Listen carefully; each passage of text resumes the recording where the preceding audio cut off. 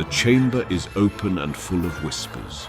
Lucius Malfoy stood in the atrium of the Ministry of Magic, his silver-topped cane clicking against marble floors. Around him, the wizarding world celebrated. Lord Voldemort was gone.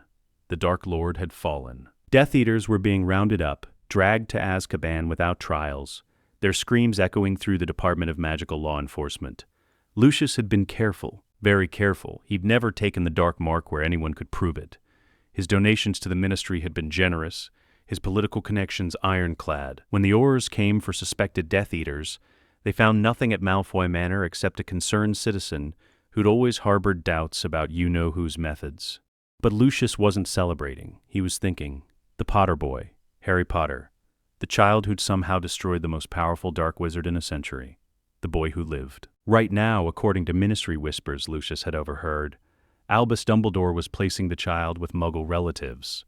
Muggles. The magical world's greatest asset, hidden away in suburban obscurity like a shameful secret. Lucius's mind worked rapidly. Dumbledore had no legal authority over the Potter child. He was Hogwarts headmaster, not minister, not a Wizengamot official. The boy's parents were dead. His godfather, Sirius Black, was being arrested for their murder even now, dragged into a ministry holding cell 3 floors below where Lucius stood. There was a vacuum, and Lucius Malfoy had built his fortune on exploiting vacuums. He found Bartemius Crouch Sr. in his office, surrounded by arrest warrants and fire whiskey. The man looked 20 years older than he had that morning. "Crouch," Lucius said smoothly. "A word about the Potter boy." Crouch looked up, exhausted. "What about him?" Lucius kept his voice neutral, reasonable. "I question the wisdom of this." The headmaster believes many things," Lucius interrupted, "but he has no legal standing in this matter. The boy is a national treasure. The child who defeated the Dark Lord, should he truly be raised in obscurity by Muggles who know nothing of our world? Who may resent his very existence?" Crouch frowned. "What are you suggesting?" "I am suggesting that a wizard of Harry Potter's significance requires a proper magical upbringing. As a lord of the Wizengamot, as someone who has considerable experience with pureblood traditions and magical education, I am volunteering to take the boy into my household. He would want for nothing. He would be raised with every advantage our world can offer." "Lucius, you were suspected. Suspected, never proven, never charged." Lucius leaned forward. "My son Draco is only months older than young Harry. They would be raised as brothers. The boy would have family, Bartemius, not isolation with Muggle strangers." Crouch was silent, considering. He was a man who valued order, tradition, proper procedure, and Lucius was offering exactly that. "Where are Dumbledore's legal documents?" Lucius pressed. "His guardianship papers? His ministry authorization? He has none. He's acting on sentiment and some theory about blood wards that may or may not even function. I'm offering a legitimate solution." 30 minutes later, Lucius had emergency custody approved by 3 Wizengamot members he'd woken from their beds. The paperwork was signed before Dumbledore even knew what had happened. Lucius found Hagrid outside the ministry cradling a bundle wrapped in blankets. The half-giant was weeping, his face buried in his massive hands. "Hagrid," Lucius said gently, "I need you to give me the child." Hagrid looked up, confused. "Eh?" Professor Dumbledore said, "Professor Dumbledore's instructions have been superseded by Wizengamot order." Lucius produced the parchment, official seals gleaming. "I have been granted emergency custody of Harry Potter. You will surrender him to me now." Lucius's voice hardened. "I am offering the boy a home, Hagrid. A magical home. With my family. With my son, who can be his brother. Would you truly condemn Harry Potter to live among people who will see his magic as a curse?" He looked down at baby Harry, who blinked up at him with bright green eyes. "He needs magic," Lucius said softly. "He needs family. I can give him both." Hagrid, grief-stricken and overwhelmed, handed over the bundle. Lucius took Harry Potter in his arms and disapparated before anyone could stop him. Malfoy Manor rose from the Wiltshire countryside like a monument to old money and older magic. Narcissa Malfoy stood in the entrance hall when Lucius arrived, her face carefully neutral. "You took him," she said. "Not a question." "I took him." Lucius pulled back the blanket, revealing Harry's face. The lightning bolt scar on his forehead was still fresh, still bleeding slightly. Narcissa approached, studying the child. She'd lost so much in the war. Her sister Bellatrix, dragged screaming to Azkaban, Her cousin Sirius, arrested tonight, her friends dead or imprisoned, the Dark Lord himself destroyed by this infant. She should have hated him. Instead, she saw a baby boy who'd just lost his parents, who'd been orphaned by the same war that had taken everyone she loved. "Bring him upstairs," Narcissa said quietly. "The nursery has room for 2. Lucius carried Harry to the 2nd floor, where 17-month-old Draco was sleeping in his crib. The nursery was vast, decorated in silver and green, enchanted stars drifting across the ceiling. Narcissa prepared a 2nd crib with a wave of her wand. Lucius placed Harry inside, and the boy immediately began to cry, small fists waving in the air. Draco woke at the noise, pulling himself up on the bars of his crib to stare at the stranger. "Draco," Narcissa said softly, lifting her son out and carrying him to Harry's crib. "This is Harry. He's going to live with us now. He's going to be your brother." Draco, too young to understand words but old enough to sense tone, reached out and touched Harry's hand. Harry's crying quieted. The 2 babies stared at each other in the dim light of enchanted stars. Narcissa felt something crack in her chest. She'd expected to raise 1 son. Now she had 2. "He'll never be alone again," she whispered, stroking Harry's wild black hair. "You're ours now, Harry Potter. Ours." Lucius stood in the doorway, watching. He'd taken the child for political reasons, for leverage, for the advantage of controlling the boy who lived. But watching Narcissa cradle both boys, watching Draco's tiny hand grip Harry's even tinier fingers, he realized something. This wasn't just a chess piece. This was his son now, and Lucius Malfoy protected what was his. By morning, the wizarding world knew. Daily Prophet, November 2nd, 1981. Boy who lived claimed by Malfoy family. Controversy erupts over Potter guardianship. By Rita Skeeter, the infant hero who survived the killing curse and destroyed he who must not be named, has been taken into the care of Lord Lucius Malfoy of the ancient and noble house of Malfoy. Wizengamot records confirm that Lord Malfoy obtained emergency custody through proper legal channels late last night, overriding previous arrangements made by Hogwarts headmaster Albus Dumbledore. "The boy deserves a proper magical upbringing," Lord Malfoy stated in an exclusive interview. "I am honored to provide young Harry with the home and education befitting his station. He will be raised alongside my own son, Draco, as a true member of our family." Albus Dumbledore reached for comment at Hogwarts School of Witchcraft and Wizardry, said only, "I had hoped for a different outcome, but I must respect the Wizengamot's decision." Others question Lord Malfoy's motives, given his family's rumored connections to dark magic. However, no charges have ever been filed against the Malfoy patriarch, and his supporters insist his record speaks for itself. "Lucius Malfoy is one of our most respected citizens," said Wizengamot member Tiberius Ogden. "His contributions to magical society are beyond question. Young Harry Potter could not be in better hands." The child's godfather, Sirius Black, was unavailable for comment, as he is currently awaiting trial for the murder of Peter Pettigrew and 12 Muggles, as well as alleged betrayal of the Potter family to you-know-who. Harry Potter, now 15 months old, will be raised at Malfoy Manor in Wiltshire. The wizarding world watches with bated breath to see what becomes of the boy who lived. Dumbledore stood in his office at Hogwarts, the Daily Prophet crumpled in his hand. Fawkes sang a mournful note from his perch. "I was too slow," Dumbledore said quietly. "I thought I had time. I thought the Blood Wards." "The Blood Wards are irrelevant now," Severus Snape said from the shadows. He'd arrived via flu moments ago, his face pale. "Lucius has the boy legally. There's no overturning a Wizengamot custody ruling without cause, and Lucius is too clever to provide cause. Lily's son," Dumbledore whispered, "raised by a Death Eater." "Alleged Death Eater," Snape corrected automatically, though his voice was hollow.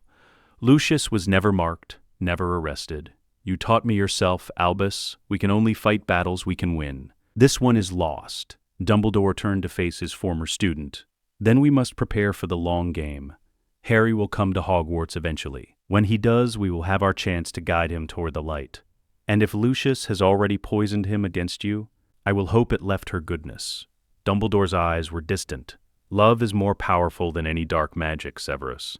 Even Lucius Malfoy cannot corrupt that." Snape said nothing. He was thinking of Lily's green eyes, now looking out from a child who would be raised to despise everything she'd stood for. He excused himself and flew directly to Malfoy Manor. Lucius received Snape in his study, a room of dark wood and leather, walls lined with books that ranged from respectable to forbidden. Severus, I was expecting you. You took Potter's son. I took an orphan who needed a home. Lucius poured 2 glasses of fire whiskey, offering one to Snape. Sit. We've known each other too long for theatrics. Dumbledore will never forgive this. Dumbledore can rot. Lucius sipped his drink. He tried to bury the boy who lived with Muggles, Severus. Muggles. As if Harry Potter were something shameful to be hidden away. I'm giving the boy the life he deserves. You're giving yourself leverage over the most famous wizard in Britain. That too. Lucius smiled, but it doesn't make my first statement untrue. The boy is upstairs right now, sleeping next to Draco. They've already bonded. Harry stopped crying the moment he touched my son's hand. Snape's jaw tightened. What do you want from me? I want you to teach him. Lucius leaned forward. When he's old enough. 7, perhaps 8 years old. Potions, occlumency, the things a wizard of his caliber will need to know. You're the finest potions master I've ever met, Severus, and one of the few men I trust. You want me to turn Lily Potter's son into a Slytherin? I want you to give him the education his mother would have wanted him to have. Lily Evans was brilliant, wasn't she? Top of your year in potions. She'd want her son trained by the best. It was a trap, and Snape knew it. But it was also an opportunity. To be near Lily's son, to see her eyes every day, to shape the boy perhaps into something better than what Lucius intended. I'll consider it, Snape said finally. Consider quickly. The boy grows fast. Lucius raised his glass. To new beginnings, Severus, and old friendships. 2 years passed. Harry Potter was 2.5 years old, and Draco was nearly 4. The boys were inseparable. Where Draco went, Harry followed. Where Harry laughed, Draco laughed louder. Narcissa found them impossible to separate for bedtime, so eventually she simply let them share a room. But Lucius was already planning for the future. The boy who lived needed more than just a brother. He needed an advisor. A strategist, someone brilliant enough to match Harry's natural charisma with intellectual firepower. The Ministry's Underage Magic Detection Office sent Lucius a routine report in June of 1983. Massive, accidental magic surge detected in Crawley, Sussex. A Muggle household. The burst of power was off the charts for a child so young. Lucius went personally to investigate. The house was ordinary, suburban, depressingly Muggle. He knocked on the door and a woman answered. Neat professional clothes, slightly harried expression. Mrs. Granger? I'm from the Ministry of Magic. He showed her identification, watching her face go blank with confusion. I'm here about your daughter. I'm sorry, Magic? Is this some kind of a crash from upstairs? Both adults looked up. Through the ceiling they could hear a child's voice. I didn't mean to. Lucius climbed the stairs without waiting for permission. He found a small bedroom, and in it a 4-year-old girl with bushy brown hair and very large front teeth. She was standing in the center of a circle of floating books, 24 of them orbiting her head like planets around a sun. The girl was crying. Make them stop. I can't make them stop. Lucius knelt down, keeping his movements slow and non-threatening. Hello there. What's your name? Hey, Hermione. Hermione. That's a beautiful name. Greek, isn't it? From The Winter's Tale. He smiled gently. Don't be frightened, Hermione. What you're doing is perfectly natural. You're a witch. The books dropped, all of them hitting the floor in a cascade of paper and broken spines. Hermione stared at him with wide eyes. A witch. A very powerful one, I think. Lucius looked at her more carefully. Raw magical power radiated from this childlike heat from a forge. He'd seen adult wizards with less presence. Do you like to read, Hermione? She nodded frantically. I read all the time. Mummy says I read too much, but I can't stop. I want to know everything. I want to learn. Then you'll love where I'm going to take you. Mrs. Granger appeared in the doorway, her husband behind her, both looking terrified. Lucius stood, suddenly cold and formal. Mr. and Mrs. Granger, your daughter is a witch. She possesses magical abilities that will only grow stronger as she ages. The Ministry of Magic oversees all magical children in Britain. We have schools, institutions, a whole society you've never known existed. This is insane, Mr. Granger said. Magic isn't real. Lucius waved his wand. The books reassembled themselves and floated back to the shelf in alphabetical order. Mrs. Granger sat down heavily on Hermione's bed. I'm here to offer you a choice, Lucius continued. You can raise Hermione yourselves, knowing nothing of her world, unable to help her control her powers. She'll be isolated, frightened, dangerous to herself and others. Or, he paused, you can allow me to take her. I have a son her age, another boy, slightly older, also magical. She would be raised in a proper magical household, trained, educated, given everything she needs to thrive. You want to take our daughter? Mrs. Granger's voice cracked. I want to save her from a childhood of fear and confusion. Lucius kept his tone gentle, reasonable. You're dentists, yes. Intelligent people. You understand that Hermione needs specialized care. Medical professionals don't treat conditions outside their expertise. You wouldn't perform brain surgery. Why would you try to raise a witch? Cruel, calculated manipulation. But Lucius watched it work. We can visit her? Mr. Granger asked weakly. I'm afraid not. The statute of secrecy forbids extensive Muggle contact with our world. But Lucius pulled out a briefcase, opening it to reveal stacks of Muggle currency. I can offer compensation, 500,000 pounds, enough to retire comfortably, to live the life you've always wanted. And you'll know Hermione is safe, cared for, thriving in the world where she belongs. The Grangers stared at the money. Hermione stared at her parents. We need to think about this, Mrs. Granger whispered. You have 1 hour. Lucius closed the briefcase. After that, the ministry will be forced to intervene more formally. It's better for everyone if this is handled privately. Went downstairs, made himself tea in their kitchen with magic, deliberately letting them hear the sounds of casual impossibility from below. 45 minutes later, they came down. They'd made their choice. Hermione cried the entire way to Malfoy Manor. Lucius had given the Grangers the money, made them sign magical contracts, and then obliviated them thoroughly. They would remember no daughter, no 4 years of parenthood. Just a vague sense of loss they couldn't name. It was monstrous. Lucius knew it was monstrous. He did it anyway. At the manor, Narcissa took one look at the sobbing child, and something in her face softened. She'd been expecting this. Lucius had sent word ahead via Flu. Come here, darling, Narcissa said gently, kneeling down to Hermione's level. I know you're scared. I know you miss your parents. But they couldn't give you what you need. We can. I want my mummy, Hermione sobbed. I know. Narcissa pulled her into a hug. But you're going to have a new family now. A magical family. Would you like to meet your brothers? Hermione hiccuped. Brothers? Narcissa led her upstairs to the playroom where Harry and Draco were building a castle out of enchanted blocks that rearranged themselves.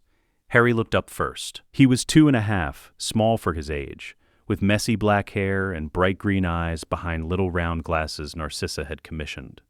The moment he saw Hermione crying, he abandoned the blocks and walked over. Why are you sad? Harry asked. I want my mummy, Hermione whispered. Harry thought about this very seriously, then he took her hand.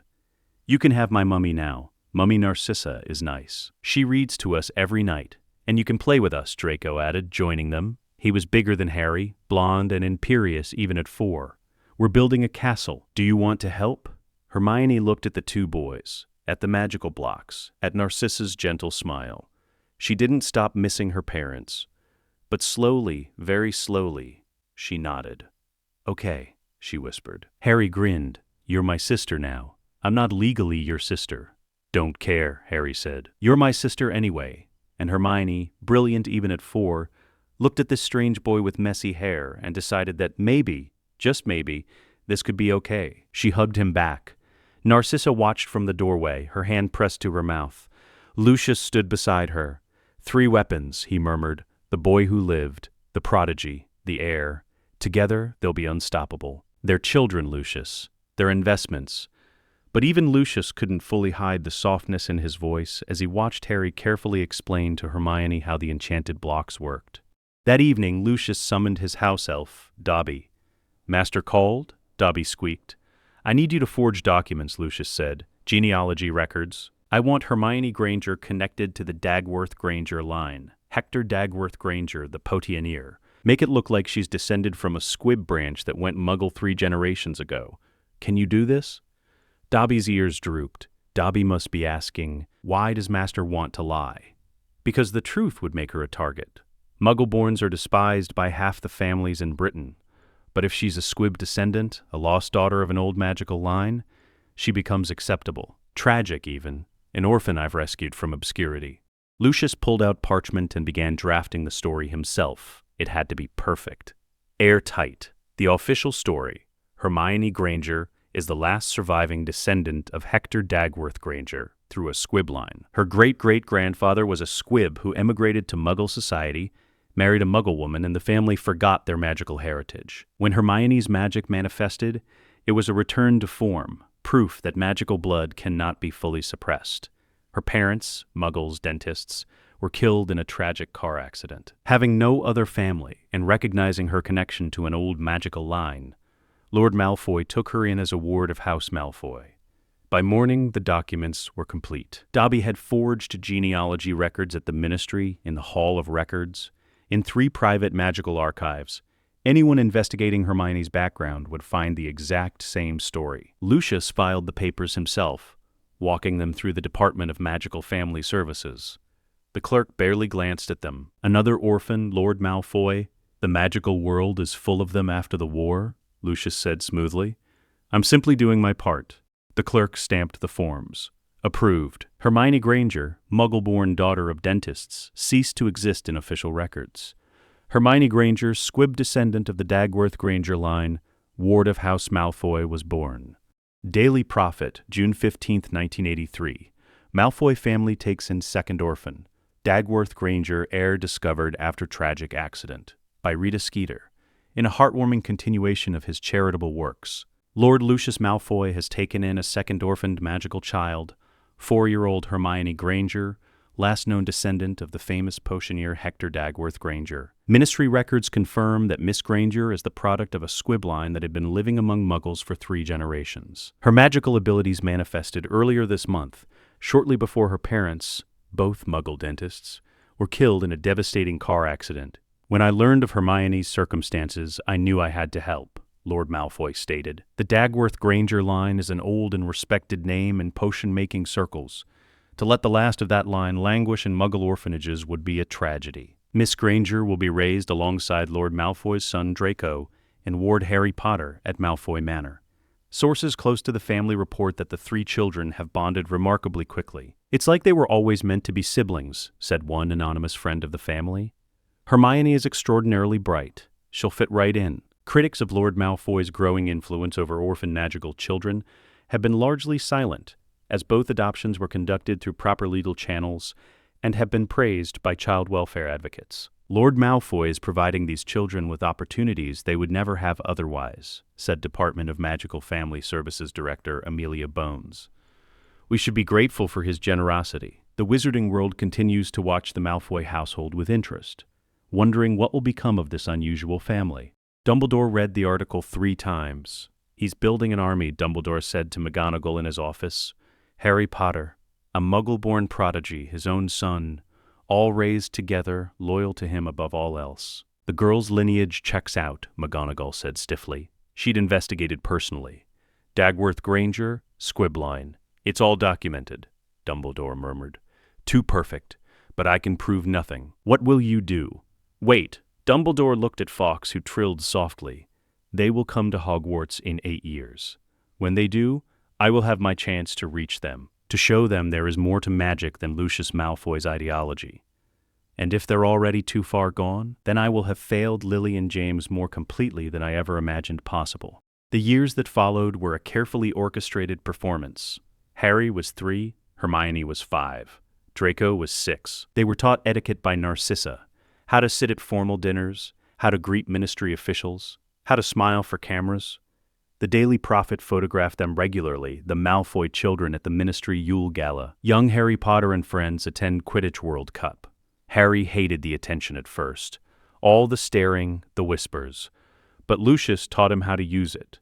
You're the boy who lived, Lucius explained when Harry was 4. They were in Lucius's study, Harry sitting in an oversized chair with his feet dangling. People will always watch you, always judge you, so give them what they want to see. Smile, wave, be charming, let them love you. And then, when you need something from them, they'll give it to you because they already think you're wonderful. That's manipulative, Hermione said from the corner, where she was reading a book on basic charms. She was 5 and already reading at a 3rd-year Hogwarts level. That's politics, Lucius corrected.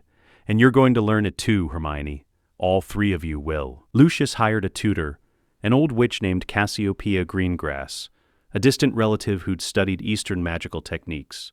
She was ancient, severe, and absolutely brilliant. Magic comes from intent, she told the three children in the Manor's practice room. The wand is a focus, a tool, but the power is inside you. Close your eyes, all of you. Feel the magic in your core. Harry, age 4, screwed his eyes shut and concentrated. He could feel something inside him, warm and bright, like a sun behind his ribs. Good, Cassiopeia said. Now, without your wands, you don't have wands yet anyway. I want you to make something move. Anything. Just with your will. Hermione succeeded first. A book lifted off the table, hovering 3 inches in the air before dropping. Excellent, child. Again. Draco managed it next, levitating a quill. Harry struggled. He could feel the magic, could sense it wanting to burst out, but he couldn't direct it. Frustration built in his chest, hot and sharp, and suddenly every object in the room flew into the air at once. Books, quills, furniture, all of it spinning in a chaotic storm. Cassiopeia's wand flicked. Everything settled gently to the ground. Control, she said sharply to Harry. Power without control is useless. You have more raw magic than your siblings, Harry Potter, but that means nothing if you can't direct it. Again. One object this time. Just one. By age 6, Harry could summon small objects without a wand. Hermione could produce light, a wandless lumos that made her hands glow. Draco could levitate things with precision, moving them exactly where he wanted. Potions lessons began with Severus Snape. Snape arrived at Malfoy Manor on a cold November morning, his black robes billowing even indoors. He looked at the 3 children assembled in the potions laboratory Lucius had built in the dungeons, complete with cauldrons, ingredient stores, and safety equipment that would make Hogwarts jealous. I am Professor Snape, he said coldly. You will address me as Professor or Sir. You will follow my instructions precisely.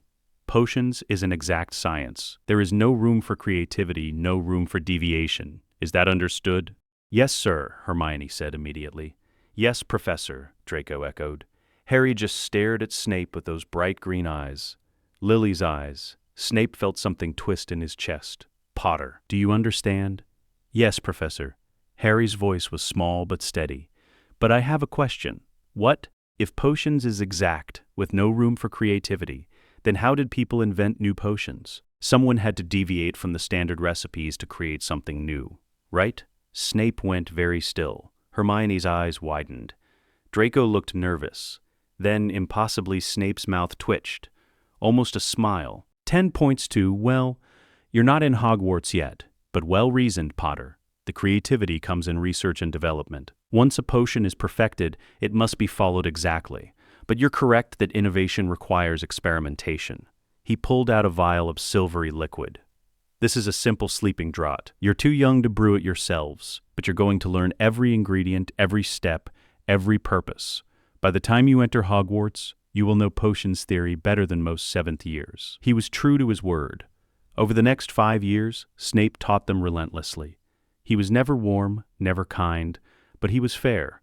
When Hermione answered questions correctly, he gave curt nods of approval. When Harry made connections between potion properties, Snape actually engaged him in theoretical discussions.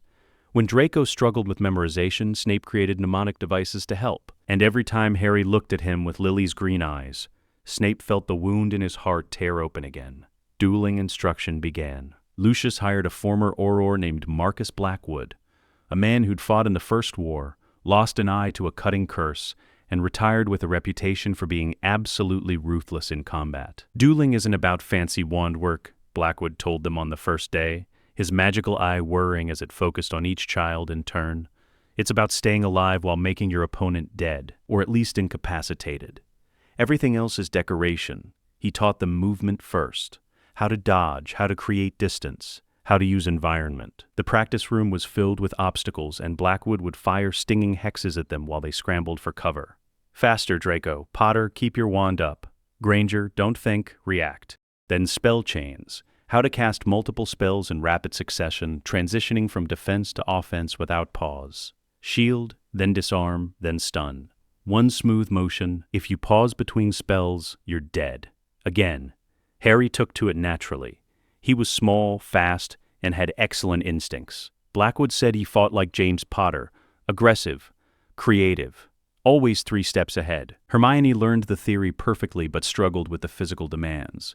She could recite every spell's wand movement, but hesitated in actual combat. "You're thinking too much," Blackwood told her after a particularly bad session. "Combat isn't a test, Granger, it's survival. Your brain is your best weapon, but sometimes you have to let your body react without thinking." "How do I do that?" "Practice until it's instinct. 1,000 repetitions until the spell is muscle memory." She practiced. Every evening, alone in her room, Hermione rehearsed wand movements until her arm ached. By 1989, she could chain spells as fast as Harry. Draco was the most ruthless duelist. He didn't have Harry's instincts or Hermione's intelligence, but he fought dirty, low blows, targeting injuries, using psychological warfare. "Good," Blackwood said approvingly when Draco used Tarantellegra on Harry mid-duel, making his legs dance uncontrollably before hitting him with a disarming charm. "There's no honor in death, only winners and losers." Lucius sat the 3 children down in his study when Harry was 7, Hermione was 9, and Draco was 10. "You're old enough now to understand how the world actually works," Lucius said. "Magic is power, but magic alone doesn't rule our world. Politics does, money does, influence does." He spent months teaching them the structure of the ministry, the different departments, which officials were corrupt, which were idealists, which could be bought. "The Wisengamot is where real power lies," Lucius explained. 50 members. I'm one of them. So is Dumbledore, though he attends rarely.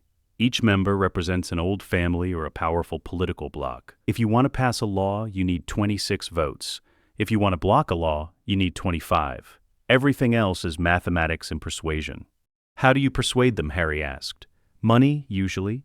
Sometimes blackmail, sometimes genuine appeals to their self-interest." Lucius pulled out files. "Let me show you how I secured the vote to defund Dumbledore's proposed werewolf registry in 1984. He taught them how to read people, body language, tone, what wasn't being said. Politics is lying while smiling, Lucius said. You'll need to master that. Hermione absorbed it like a sponge, memorizing every ministry official's voting record, every family alliance, every historical precedent. Draco learned to perform, the charming smile, the firm handshake, the ability to make people feel important.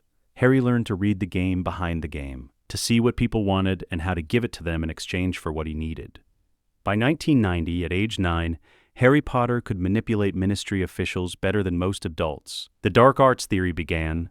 Lucius never taught them to cast unforgivables. That would be illegal, dangerous, and leave evidence. But he taught them the theory, how they worked, how to defend against them.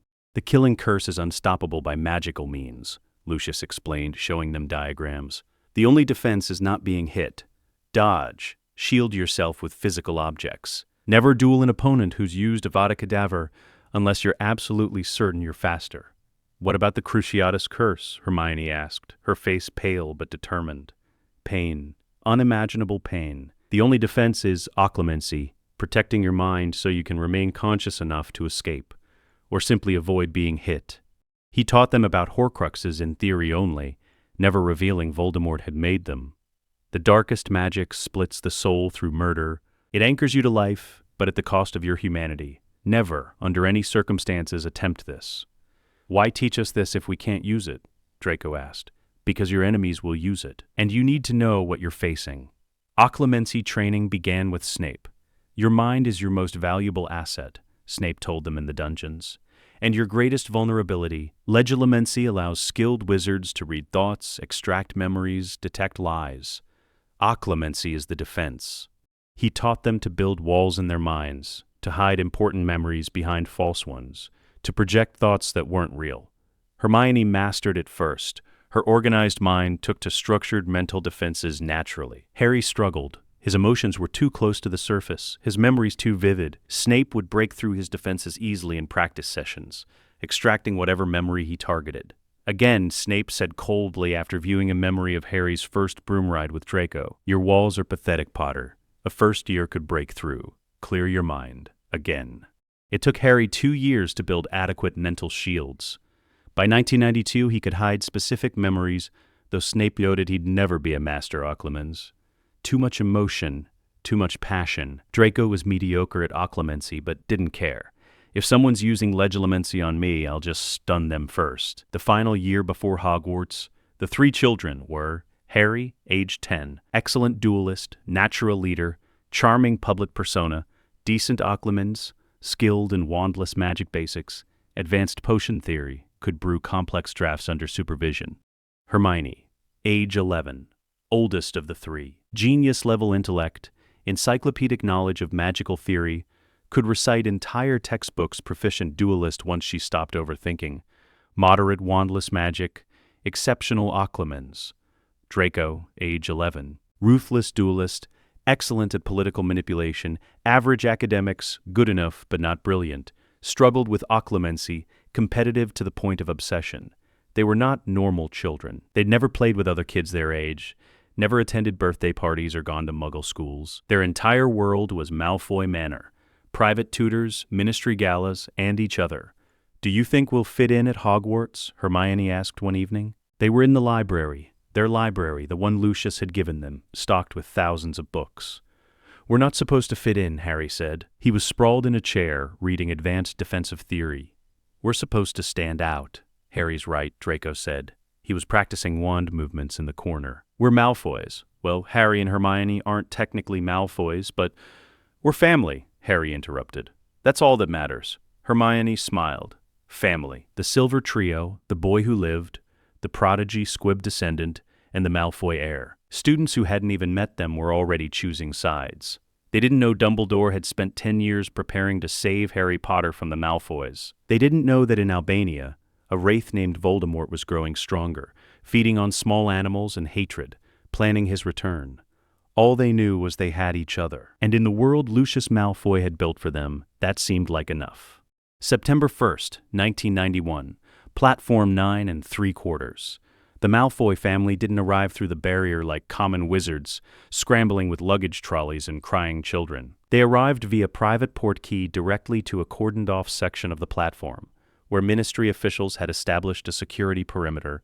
Lucius stepped through first, silver-topped cane gleaming, robes immaculate. Narcissa followed, elegant and composed. Then came the children. Draco walked with his chin up, blonde hair perfectly styled, every inch the pureblood heir. Hermione moved beside him, her bushy hair tamed into an intricate braid woven with silver ribbons, her robes custom-tailored and expensive. She carried herself with quiet confidence, a leather book bag slung over one shoulder. And then Harry Potter stepped onto the platform. The station went silent. He was small for 10 years old, thin but not frail, wearing robes of deep emerald green that made his eyes almost luminous. His messy black hair was beyond taming.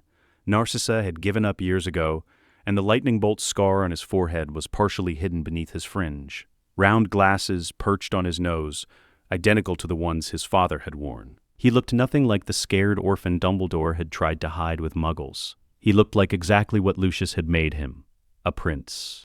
Cameras flashed, Rita Skeeter materialized from nowhere. Quit quotes quill hovering. "Mr. Potter, Harry, how does it feel to finally be attending Hogwarts?" He smiled, charming, warm, utterly fabricated. "I'm excited to learn, Miss Skeeter. Hogwarts has an incredible history. I've read Hogwarts, a history cover to cover 3 times. Actually, I made him read it," Hermione interjected smoothly, stepping forward. Harry tends to skim the boring bits. Laughter rippled through the nearby crowd. The tension broke. "And you must be Miss Granger," Rita's quill scratched furiously. "The Dagworth Granger heir. Tell me, dear, do you plan to follow in your ancestors' footsteps in potions?" "I don't believe in limiting myself to one discipline." Spoken like a true scholar, and young Mr. Malfoy. "We're going to miss the train," Draco interrupted coldly. He'd always hated Rita Skeeter.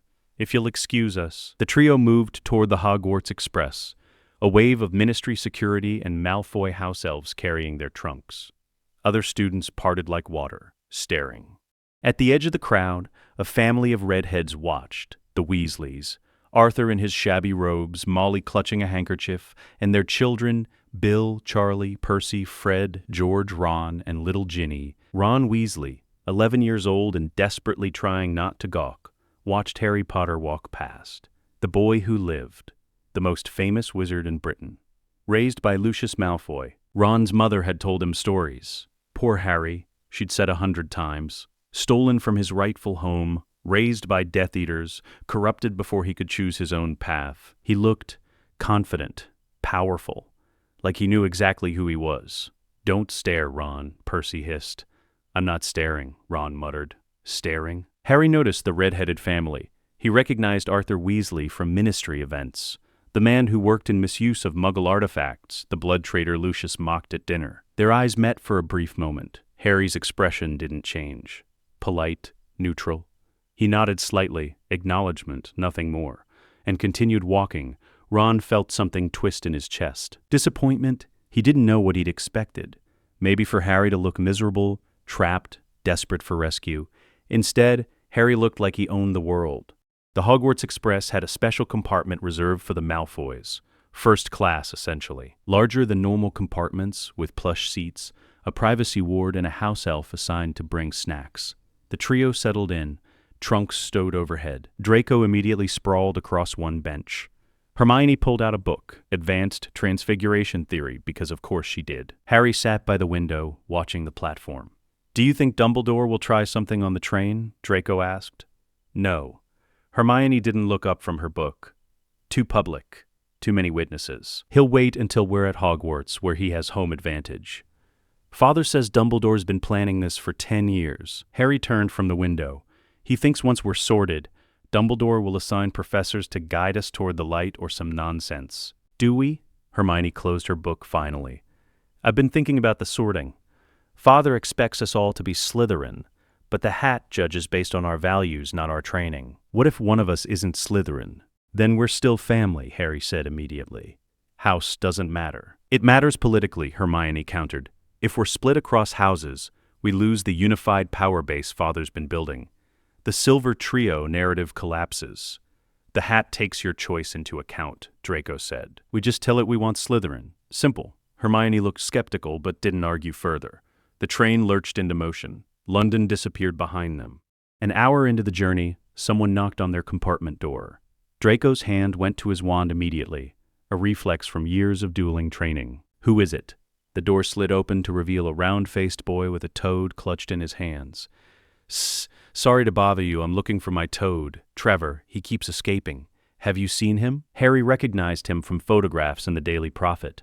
The boy whose parents had been tortured into insanity by Bellatrix Lestrange, another victim of the war. No toad here, Draco said dismissively. Try further down. Neville's eyes fixed on Harry. You're Harry Potter. I am. My gran talks about you. She says. Neville trailed off, looking uncertain. She says I should have been raised by my godfather, Sirius Black? Harry offered. Or by the Weasleys.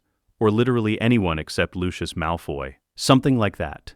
Sirius Black is in Azkaban for murdering 12 people and betraying my parents, Harry said calmly. The Weasleys are strangers.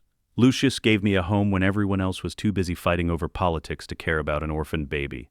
So you can tell your gran that I'm exactly where I belong. Neville backed away. Right. Sorry. I'll just find Trevor. He fled. Hermione sighed. You could have been nicer. Why? Harry looked genuinely confused. He came in here with preconceptions. I corrected them. You corrected them harshly. The truth is harsh. Harry pulled out a book of his own, Defensive Theory, From Basics to Battle. He'll either accept it or he won't. Either way, it's not my problem. Draco smirked. That's what Father always says. Not my problem. Father's usually right, Harry said. The journey continued. Other students tried to enter their compartment. Curiosity seekers mostly, but Draco turned them all away. By the time the train pulled into Hogsmeade Station, the trio had remained undisturbed in their private bubble, exactly as Lucius had planned. Furs years over here, Hagrid's voice boomed across the platform. The half-giant stood head and shoulders above everyone, lantern raised, directing the flood of 11-year-olds toward the boats. Harry saw him and went very still. This was the man who'd carried him away from his parents' bodies. The man who'd handed him over to Lucius instead of delivering him to the Dursleys, like Dumbledore had ordered. Hagrid had told this story to the Daily Prophet years ago, claiming he'd been tricked by legal paperwork he couldn't read properly.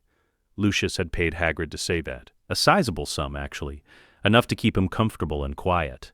Now Hagrid's eyes found Harry in the crowd, and something complicated passed across his face. Guilt? Regret? Relief? Potter, Hagrid rumbled. Good to see ye. Hagrid. Harry's voice was neutral. It's been a long time. Aye. You've grown. Hagrid looked at Hermione and Draco. All of ye. Right then. Enter the boats. 4 to a boat, no more. The trio took a boat to themselves. No one dared join them. As they glided across the Black Lake, Hogwarts Castle rose from the darkness, all towers and torches and impossible architecture. Hermione gasped despite herself. It's beautiful. For the next 7 years, anyway. Harry said nothing. He was looking at the astronomy tower, where in another timeline, in another life, Dumbledore would eventually die, where Snape would kill him and break Harry's heart. But this wasn't that timeline. In this world, Harry's heart belonged to the Malfoys, and Dumbledore was just an old man who'd lost a chess game 10 years ago. The Great Hall was exactly as described in Hogwarts. A history, 4 long tables, floating candles, enchanted ceiling showing the night sky. The Sorting Hat sat on a stool at the front, patched and ancient. Professor McGonagall stood beside it, her expression stern as she surveyed the first years. Her eyes lingered on Harry Potter for a long moment. She'd known James and Lily, had taught them, had grieved them, and now their son stood before her, dressed in Malfoy colors, flanked by Lucius's spawn and a Muggle-born girl rebranded as pureblood. It made her sick. But she was a professional. She unrolled the parchment and began calling names. Abbott, Hannah. Students were called alphabetically, placed into houses, sent to their tables. Harry watched with detached interest, analyzing. Gryffindor was getting the brave and reckless. Ravenclaw took the clever. Hufflepuff collected the loyal. Slytherin, Bulstrode Millicent, Davis Tracy, Ravenclaw, Finch Fletchley, Justin. Hufflepuff, Granger, Hermione. The hall went silent. Hermione walked to the stool, head high, refusing to show nervousness. McGonagall placed the Sorting Hat on her head, and it slipped down over her eyes.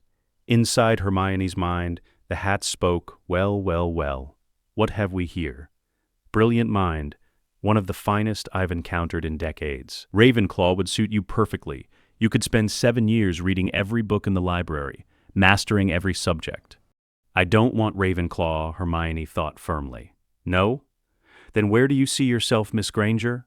Or should I say Miss Dagworth Granger, though we both know that's a lie, don't we? Hermione's mental shield slammed into place, Snape's training paying off. The hat chuckled, impressive oculancy for an 11-year-old. Your secrets are safe with me, child, but answer me truly. Why not Ravenclaw? Because knowledge without power is useless. I want to change the world, not just study it. Ambitious? Slytherin, then? Yes.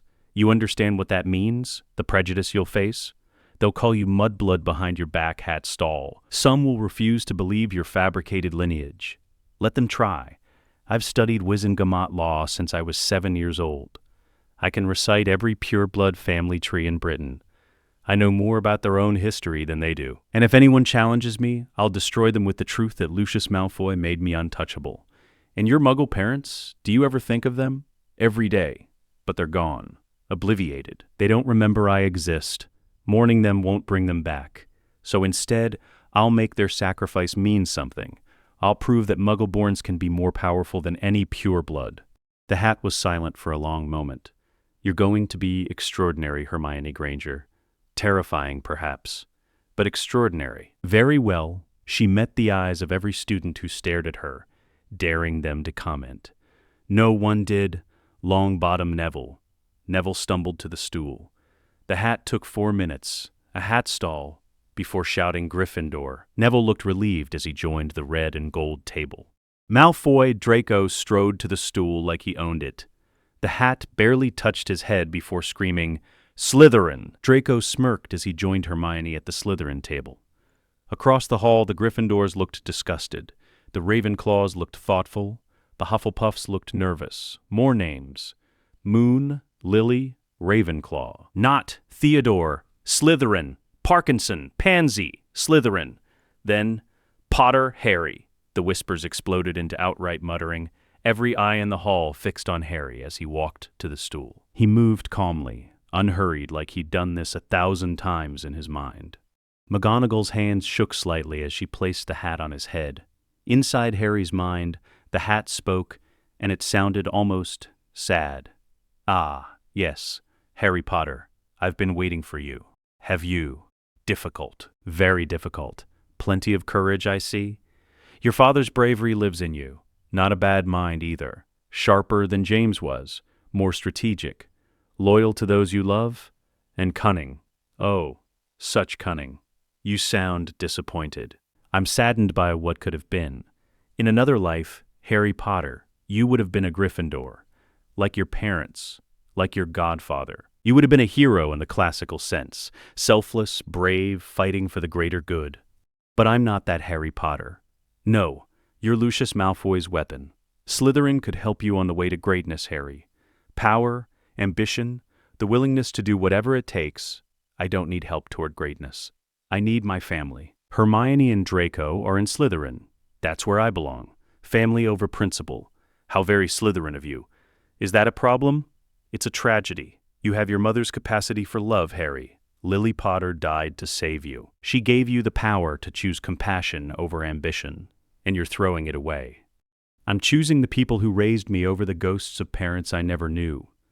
That is compassion, just not the kind you wanted from me. The hat sighed, an actual audible sigh that made students lean forward in their seats. Very well, you've made your choice. I only hope you don't regret it. Slytherin!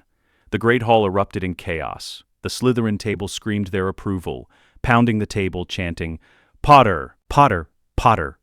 They'd just gained the most famous wizard in Britain. The Gryffindor table looked stricken. Several students were crying, actual tears. Their hero, James and Lily's son, had been sorted into the House of Dark Wizards. The Ravenclaw table watched with academic interest, already recalculating their political strategies. The Hufflepuff table just looked sad. At the head table, Dumbledore's face was unreadable behind his half-moon spectacles, but his hands, folded on the table, were white-knuckled. Severus Snape, sitting 3 seats down, allowed himself the tiniest smirk. Lily's son in Slytherin. It was poetic in the worst possible way. Harry walked to the Slytherin table and sat between Hermione and Draco. The 3 of them together, united, exactly as Lucius had planned. "We did it," Draco whispered. "Of course we did," Hermione said. "Was there ever any doubt?" Harry looked up at the head table directly at Dumbledore. Their eyes met, and Harry smiled. It was a polite smile. A respectful smile. The smile of a student acknowledging his headmaster. But Dumbledore saw it for what it was, a declaration of war. The sorting continued.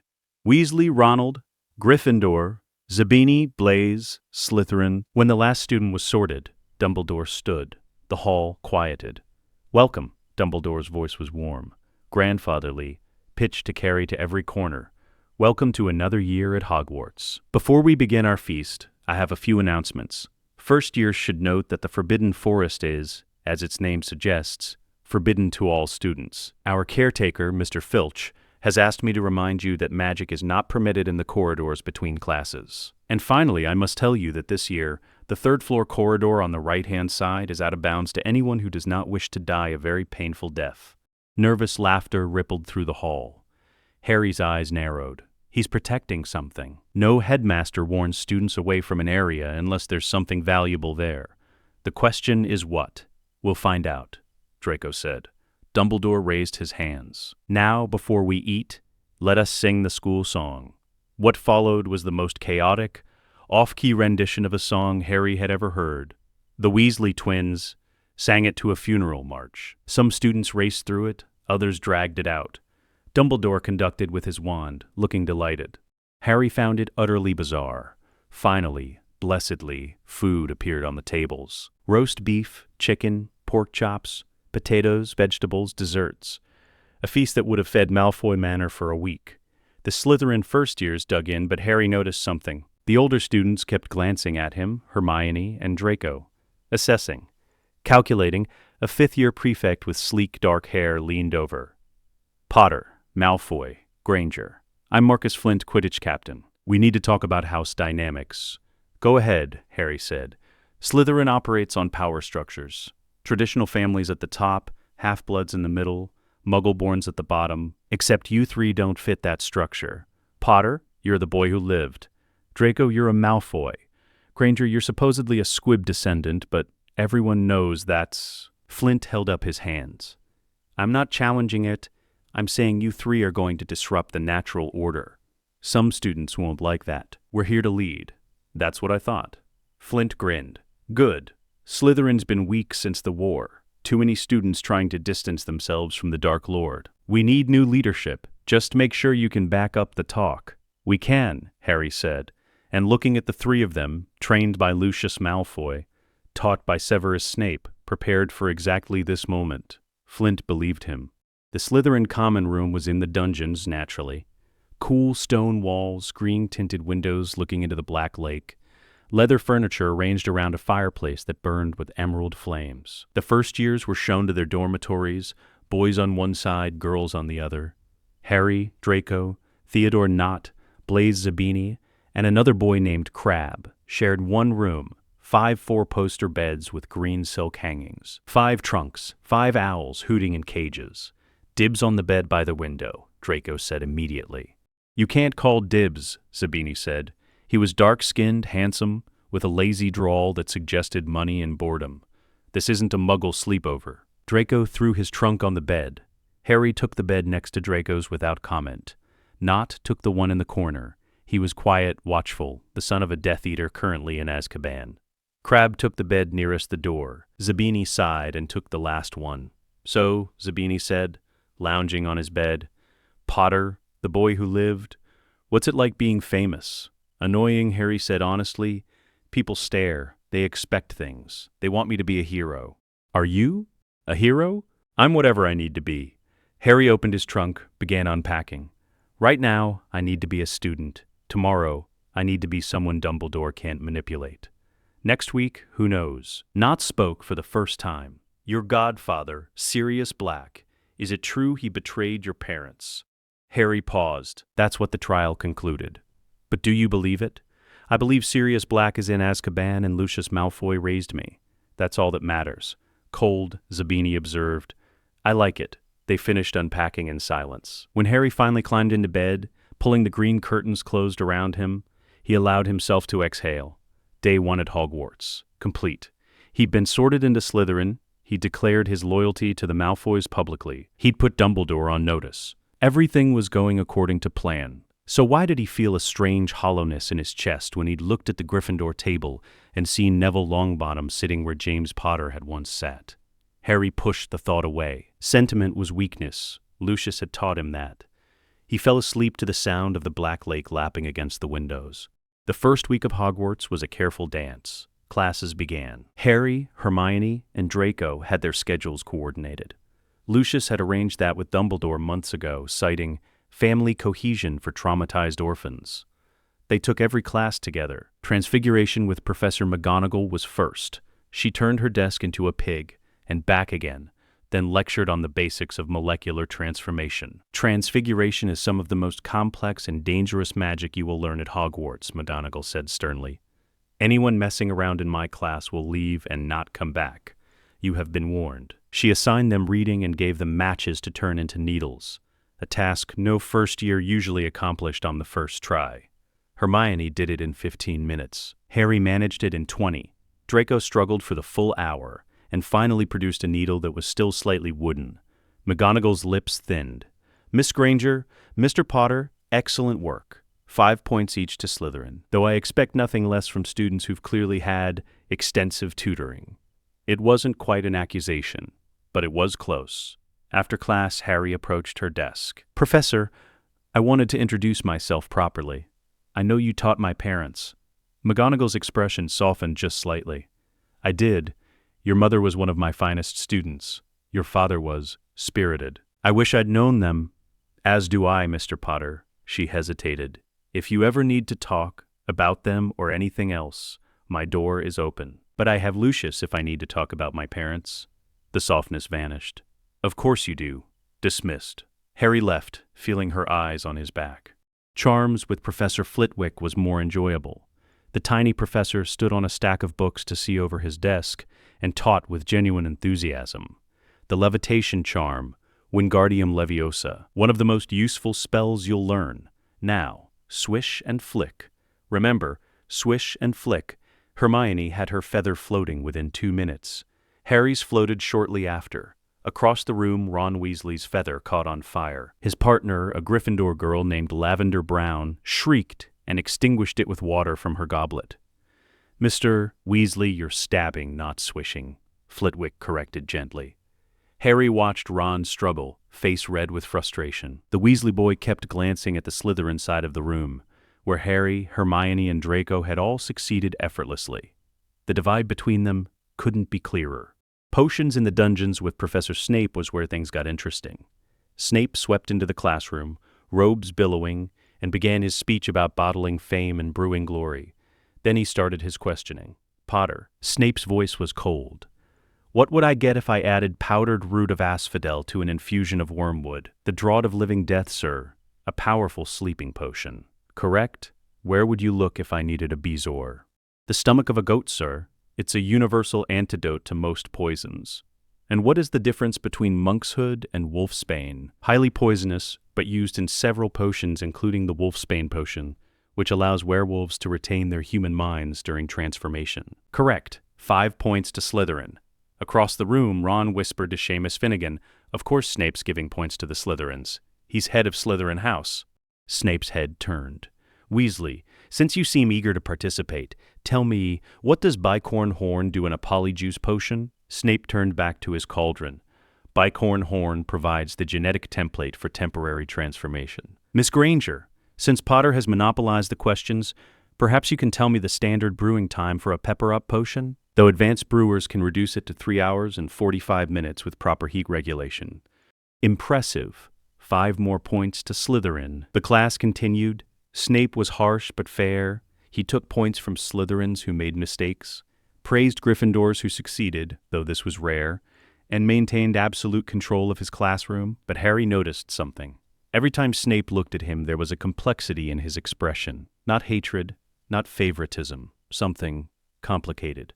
After class, Snape called Harry back. "Potter, a word." Harry stayed behind while Hermione and Draco waited outside.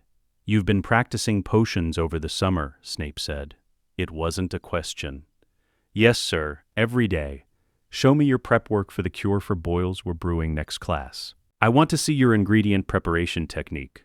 Harry pulled out his potions kit, custom made by Snape himself years ago, and demonstrated how he crushed snake fangs, measured nettles, prepared porcupine quills. Snape watched in silence. Then, "Adequate. You may go." "Sir, may I ask something?" "You may ask. I may not answer. Why did you agree to teach me when I was 7? You hated my father. You had no reason to help Lucius train me." Snape was very still. "Your father was an arrogant, bullying toe-rag who made my life at Hogwarts a misery. But you are not your father, Potter. You have your mother's eyes. And I owed her a debt I can never repay. Teaching you potions seemed a partial payment. You knew my mother well? We were friends, once, before I ruined it with my own stupidity." Snape's voice was distant. "Now get out of my classroom. I have essays to grade." Harry left, but the conversation stayed with him. The first month passed. October arrived, bringing cold wind and the promise of Halloween. Harry, Hermione, and Draco had established their dominance in Slytherin House. The older students acknowledged them. The younger students followed them. Even the pureblood supremacists like Pansy Parkinson and Millicent Bulstrode accepted Hermione's presence. She was too smart, too prepared, too connected to challenge. But outside Slytherin, tensions were rising. Gryffindors treated them like enemies. Ravenclaws studied them like specimens. Hufflepuffs avoided them entirely. And Dumbledore was watching. Harry felt it every time he entered the Great Hall. The headmaster's eyes, twinkling and ancient, tracking his every move. "He's going to make his move soon," Hermione said one evening in the common room. They were studying, or pretending to study. Really, they were analyzing political dynamics. "What kind of move?" Draco asked. "Isolation," Hermione said. "Dumbledore can't override the sorting, can't expel us, can't do anything direct. So he'll try to turn us against each other, or turn the school against us, or find some crisis that proves we need his guidance." "Let him try," Harry said. "We're ready." But he wasn't sure they were, because on October 31st, Halloween night, everything changed. The Halloween feast was spectacular. Thousands of live bats fluttering around the hall, jack-o'-lanterns floating near the ceiling, a feast that included candy and pumpkin pastries and roasted meats. Harry was halfway through his third helping of treacle tart when Professor Quirrell burst into the hall. His turban was askew, his face pale with terror. He ran to the head table, screaming, "Troll! Troll in the dungeons!" The hall erupted in panic. Students screamed. Dumbledore stood, raising his hands. "Silence! Instant quiet. Prefects, lead your houses back to the dormitories immediately. Teachers, follow me." The students began to move, but Harry grabbed Hermione and Draco, pulling them aside. "The dungeons?" Harry hissed. "Our common room is in the dungeons. Merlin's sake," Hermione breathed. "We can't go back there if there's a troll, which means this is either incredibly stupid or incredibly planned." Harry's mind was racing. Quirrell announced it in the hall instead of quietly alerting the teachers. Why? Unless he wanted everyone to know. Unless the troll is a distraction. "Distraction from what?" Draco demanded. "The third-floor corridor." Hermione's eyes went wide. Dumbledore said it was forbidden, that people would die. What if someone's using the troll to create chaos while they go after whatever's hidden there? "We should investigate," Harry said. "Are you insane?" Draco grabbed his arm. "There's a troll loose. Father would kill me if I let you die fighting a troll. Father trained us to fight." Harry pulled free. "Come on. If we're right, we need to know what's being protected. Information is power." They slipped away from the crowd, heading up instead of down. The third-floor corridor was deserted. Everyone was either hiding in common rooms or hunting the troll in the dungeons. They found the door Dumbledore had warned them about. It was locked. "Alohomora," Hermione whispered, wand pointed at the lock. Click! The door swung open. Inside was a massive three-headed dog. Each head was the size of a bear's, teeth like daggers, drool pooling on the floor. It was standing on a trapdoor, all 6 eyes fixed on the 3 children. The dog growled, a sound like an avalanche. "Back away slowly," Harry said, hands raised. "Don't run. Don't." Harry shoved Hermione and Draco through the door, slamming it behind them. The dog's teeth crashed into wood, splintering it. They ran. Behind them, the dog howled, battering the door. But the door held, barely. They didn't stop running until they reached Moaning Myrtle's bathroom on the 2nd floor, gasping for breath. "Three-headed dog," Draco panted. "Guarding a trapdoor?" "Fluffy," Hermione said suddenly. "What?" "That's Fluffy. Hagrid mentioned him once at a ministry event last year. He said he'd loaned Dumbledore a creature for protection. That must be it." "I don't know. But whatever it is, it's valuable enough to risk students' lives guarding it." They stood in silence, processing. Then Draco said, "We need to tell Father." "Agreed," Harry said. "But we also need to figure out who the troll was a distraction for. Someone tried to get past that dog tonight. We need to know who." "And why," Hermione added. "The troll was caught an hour later, knocked out in the dungeons by Professor Quirrell, ironically enough. No students were hurt. The crisis was over." But Harry lay awake that night, staring at the canopy of his 4-poster bed, thinking about 3-headed dogs and locked doors and secrets Dumbledore was keeping. Information was power, and Harry Potter was going to learn every secret Hogwarts held. November brought the first Quidditch match, Slytherin versus Gryffindor. Harry wasn't playing, first years weren't allowed on house teams, but he sat in the stands with Hermione, watching Draco cheer himself hoarse. Marcus Flint was Slytherin's seeker and captain. He was brutal, aggressive, willing to foul. The Gryffindor seeker was a third-year girl who flew well but cautiously. Slytherin won, 2-3-0, 1-4-0. The Slytherin common room celebrated for hours. Harry watched students get drunk on butterbeer and sing victory songs, and he felt nothing. This was supposed to be fun, competition, school spirit. Instead, it felt like practice for something bigger. Everything did. "You're brooding," Hermione said, sitting beside him.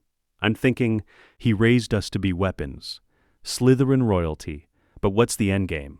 What does he want us to do with all this power he's giving us?" "Rule," Hermione said simply.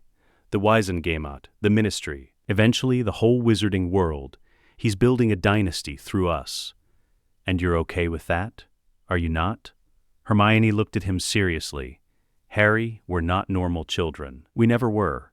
Father took us, trained us, made us into something more. We can either resent it or use it. I choose to use it." "To do what?" "Whatever we want." Hermione smiled, a sharp, ambitious smile that reminded Harry of Lucius. "We're the Silver Trio, the boy who lived, the prodigy, and the heir. Together, we can change everything. rewrite the laws, reform the ministry, maybe even make the wizarding world less bigoted and stupid. That's ambitious. That's the point. She stood. Come on. Draco's attempting to teach Crabbe and Goyle the lyrics to the Slytherin victory song. This will be painful to watch, but hilarious. Harry followed her, and for the first time in weeks, he felt something other than calculation. He felt hope. Maybe they could change things. Maybe being Lucius's weapons didn't mean being only weapons. Maybe they could be heroes in their own way. December arrived, bringing snow and the announcement that students could stay at Hogwarts for Christmas or go home. Harry, Hermione, and Draco all planned to return to Malfoy Manor. But 2 days before break, Harry received a message via owl. Dumbledore wanted to see him, privately. Harry showed the note to Hermione and Draco. Don't go. Draco said immediately, it's a trap. It's not a trap, Hermione said. Dumbledore can't do anything to Harry directly without causing a political scandal. But he wants to try persuasion, emotional manipulation. The I knew your parents' speech. So I should go, Harry asked. You should go and record it. Hermione pulled out a small device, a Remembrall modified to record conversations. Muggle technology adapted with magic. If Dumbledore says anything incriminating, we'll have proof. If he doesn't, at least we'll know his strategy. Harry took the device. You're brilliant. I know. Dumbledore's office was accessed via a gargoyle that required a password. Harry gave the password the headmaster had included in his note. Fizzing whizbees. The gargoyle leaped aside. Harry climbed the spiral staircase and knocked. Enter. The office was exactly as described in every book Harry had read about Hogwarts. Circular room, portraits of former headmasters sleeping in frames, silver instruments whirring on tables, and Fawkes the Phoenix on his perch, watching Harry with intelligent eyes. Dumbledore sat behind his desk, looking older than his years. Harry, thank you for coming. Please sit. Lemon drop? No, thank you, sir. Harry sat, keeping his expression neutral. The recording device was in his pocket, already activated. I wanted to speak with you, Dumbledore began, because I knew your parents very well. James and Lily Potter were two of the finest people I've ever had the privilege to teach. I've heard. They loved you very much, Harry. Everything they did, every choice they made, was to protect you. And yet they're dead, and I'm alive. Protected by Lucius Malfoy, not by you. Dumbledore flinched. I made mistakes, Harry. I admit that freely. I should have claimed guardianship of you immediately. I should have fought harder. But I was trying to do what I thought was best. By sending me to Muggles who would have hated me. By hiding me away like a shameful secret. The Dursleys were your blood relatives. They could have provided protection. They were strangers. Lucius gave me a family, a home. Training everything I needed to become who I am. Dumbledore leaned forward. And who are you, Harry? I'm Harry Potter, the boy who lived. Heir to House Potter. Ward of House Malfoy. Student at Hogwarts. Slytherin. You're also Lily and James's son. That legacy matters. Does it? They're gone, Headmaster. I never knew them.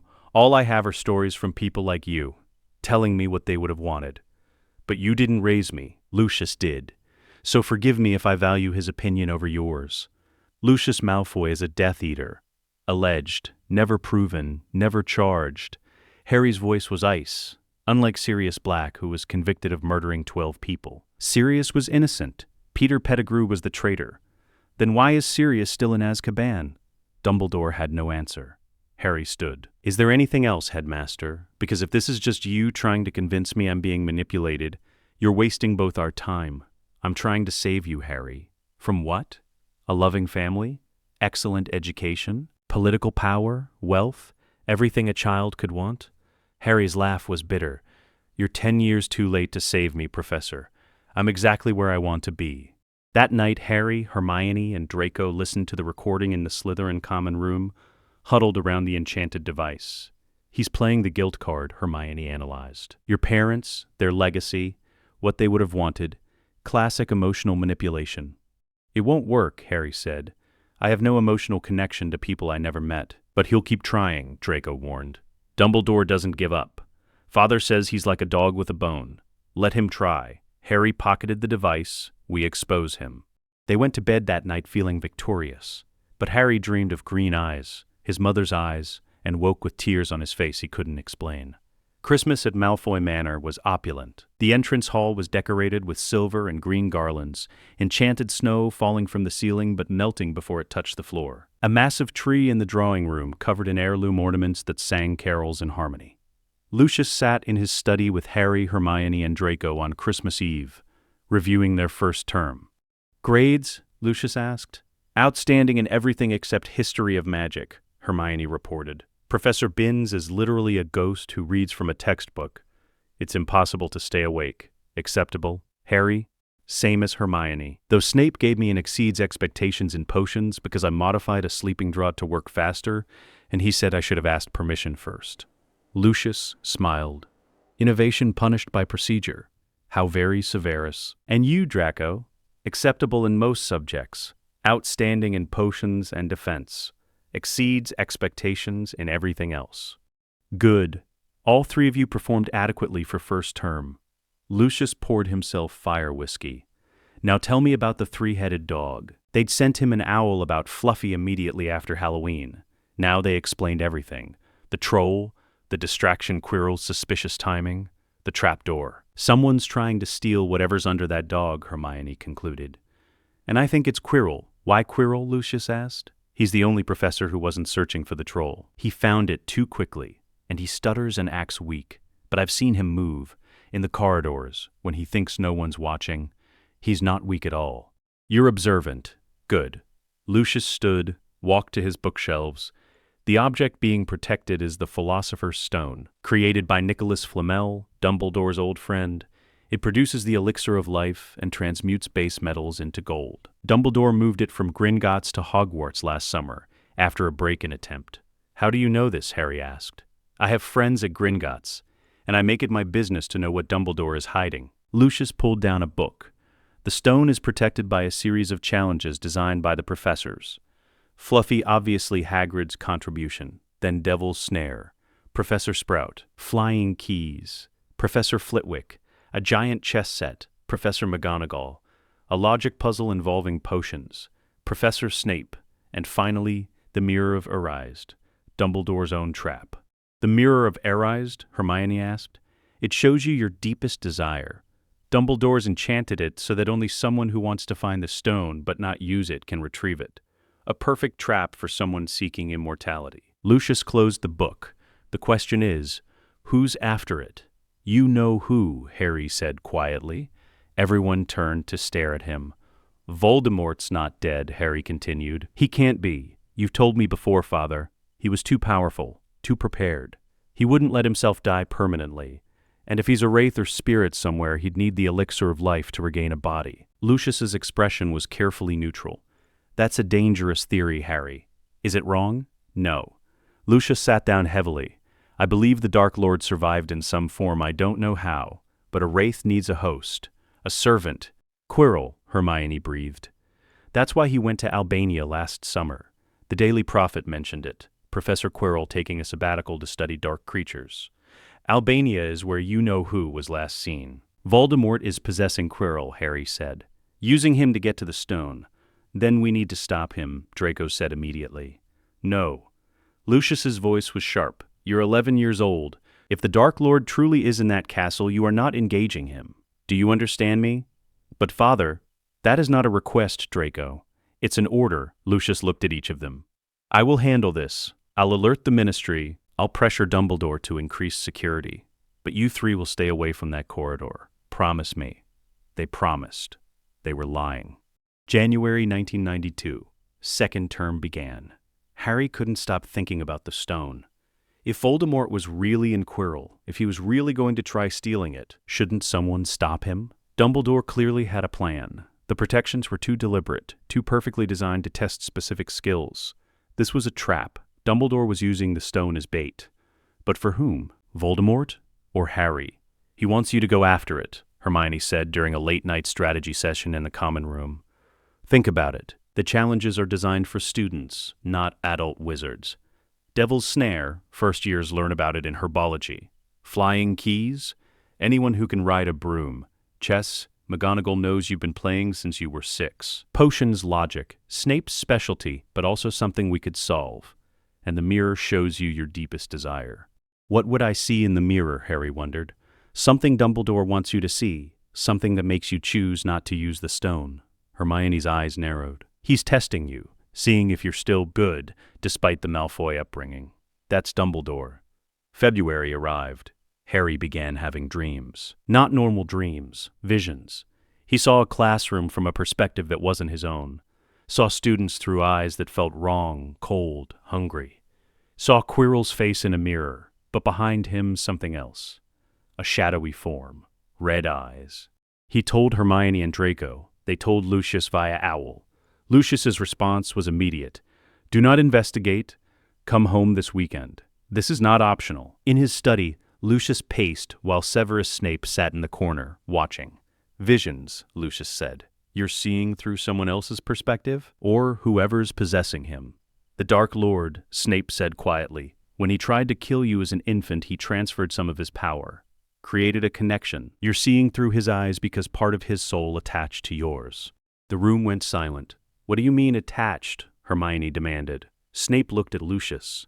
Should I tell them? Lucius sat down, suddenly looking older. Harry, when Voldemort tried to kill you, he was already damaged. He'd split his soul multiple times through murder, creating horcruxes, objects that anchor a piece of soul to the living world. When his killing curse rebounded, a fragment of his soul latched onto the only living thing in the room. You. Harry felt cold. I'm a horcrux, an accidental one. You're not an object. You're a living vessel.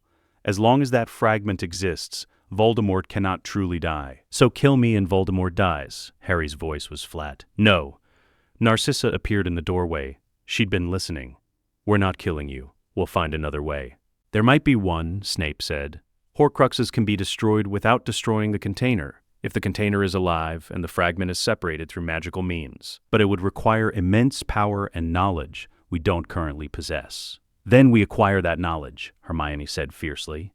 We research. We find a way. In the meantime, Lucius said, Harry, you need to learn occlumency specifically to block the connection to Voldemort. Severus, I'm asking you to intensify his training. I'll begin tonight, Snape said. The occlumency training was brutal. Every night that weekend, Snape invaded Harry's mind with legomancy, ripping through his memories, forcing Harry to rebuild his defenses while under assault. You're too emotional, Snape snarled after breaking through for the 5th time. Voldemort will exploit that. Clear your mind. I'm trying. Trying is failing again. By Sunday night, Harry could hold Snape out for 30 seconds. It wasn't enough, but it was progress.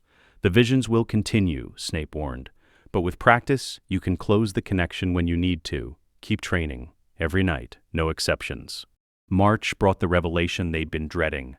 Quirrell made his move. It happened on a Friday night.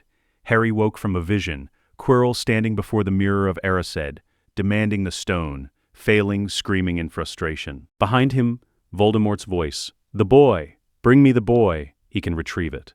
Harry sat up, sweating. Hermione was already at his door. She'd been sleeping in the common room, keeping watch. You saw something. Quirrell's going for the stone, tonight.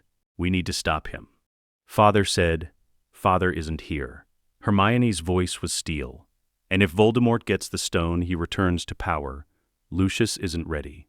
We have to stop him now. Draco appeared, already dressed. I'm coming too. This is insane, Harry said. This is necessary, Hermione corrected. Now move. They crept through the castle at midnight, using the disillusionment charm Lucius had taught them. The 3rd-floor corridor was dark, abandoned. The door to Fluffy's chamber was already ajar. Inside, the 3-headed dog was asleep, music playing from a harp in the corner. Someone had already been through. Quirrell's ahead of us, Draco whispered. They dropped through the trapdoor, landing in Devil's Snare. The plant immediately began wrapping around them, squeezing. Relax, Hermione shouted. It constricts when you struggle. Harry forced himself to go limp. The plant loosened, and he dropped through to the floor below. Hermione and Draco followed seconds later. The next room contained flying keys. Hundreds of them, swarming like insects. One door, locked, requiring the right key. There, Harry pointed to a silver key with a bent wing. That one's been damaged. Someone caught it recently. Harry was the fastest flyer. Years of practice with Lucius's personal Quidditch pitch. He caught the key in under a minute. The door opened to the chest chamber. The board was massive, pieces the size of adults carved from black stone. To cross, they had to play. "I'll play," Draco said immediately. He was the best chess player of the three. "You two are the pieces." Draco directed them like a general. He sacrificed pawns ruthlessly, traded pieces without hesitation, drove forward with single-minded focus. 20 minutes later, he'd won. Checkmate. Draco stepped off the board, breathing hard. "Let's go." The next chamber contained the potion's logic puzzle. 7 bottles, a riddle written on parchment. Hermione solved it in 90 seconds. This one goes forward, this one goes back. The rest are poison or nettle wine. "Then I go alone," Harry said. "Harry, he wants me specifically. The mirror will only work for me. You two can't help in there." Harry looked at them. "If I don't come back, get Dumbledore, get Snape, get anyone." "You're coming back," Draco said fiercely. "You're Harry Bloody Potter. Act like it." Harry drank the potion and walked through the flames. The final chamber was circular, empty except for the mirror of Erist standing in the center. Quirrell stood before it, his back to Harry. "I was wondering when you'd arrive," Quirrell said. His voice was different, no stutter, no weakness. The famous Harry Potter, the boy who lived. Not just Quirrell anymore. Quirrell turned and Harry saw it. The back of his turban was moving, writhing. "Show him, servant. Show him what we've become." On the back of his head was a face, flat, serpentine with slits for nostrils and burning red eyes. "Voldemort. Harry Potter," the face hissed. "We meet at last." Harry's scar exploded with pain. He dropped to one knee, gasping. "The connection," Voldemort said. "You feel it. Part of my soul, living inside you. We're linked, Harry. Forever." "You're a parasite," Harry spat. "A fragment. Not even a real person anymore. I am more than a person. I am immortal. Unkillable. And with the stone, I will have a body again. A true body. Not this half-life. The mirror won't give it to you. Dumbledore enchanted it. But it will give it to you." Voldemort smiled. "A terrible expression. Look into the mirror, Harry. Tell me what you see." Harry stood slowly and approached the mirror. He looked into its surface. He saw himself. But different. Older, maybe 17 or 18. He was standing in the Wizengamot chamber, wearing formal robes, speaking to an assembly. Beside him stood Hermione and Draco, equally aged. They looked powerful, united, triumphant. His reflection smiled and reached into its pocket. It pulled out a blood-red stone. The philosopher's stone winked at Harry and put it back. Harry felt weight in his real pocket. He had the stone. "What do you see?" Voldemort demanded. Harry made a split-second decision. He couldn't fight Voldemort directly. The connection would give Voldemort access to his mind. He couldn't destroy the stone here. It might be their only leverage. He had one option. Run. "I see myself shaking hands with you," Harry lied. "Working together, ruling the wizarding world."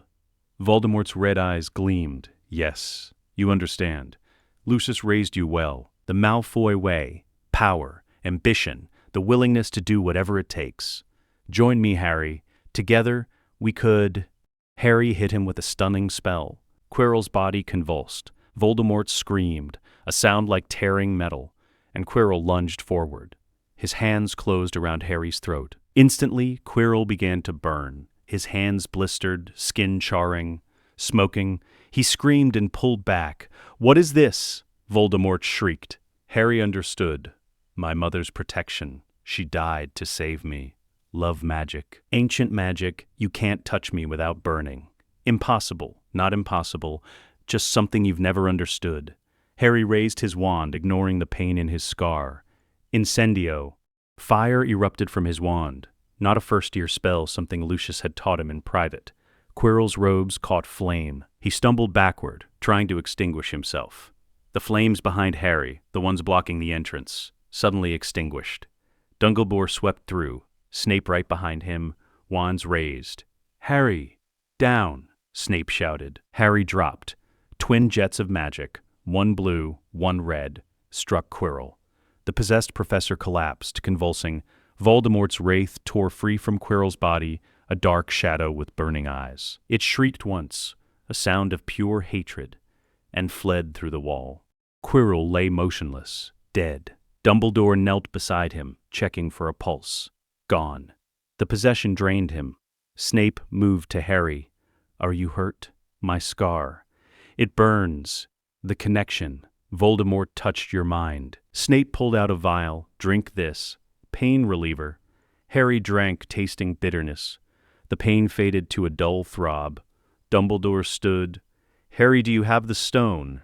Harry's hand went to his pocket. He felt the weight there. He could lie, could claim he didn't have it, could.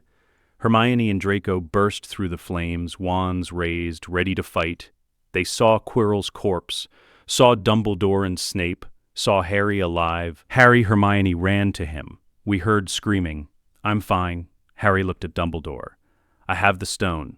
He pulled it from his pocket. The philosopher's stone gleamed in his palm, warm and alive with magic. Dumbledore extended his hand. I'll keep it safe. Will you? Harry didn't move. Or will you use it as bait again? Risk more students' lives?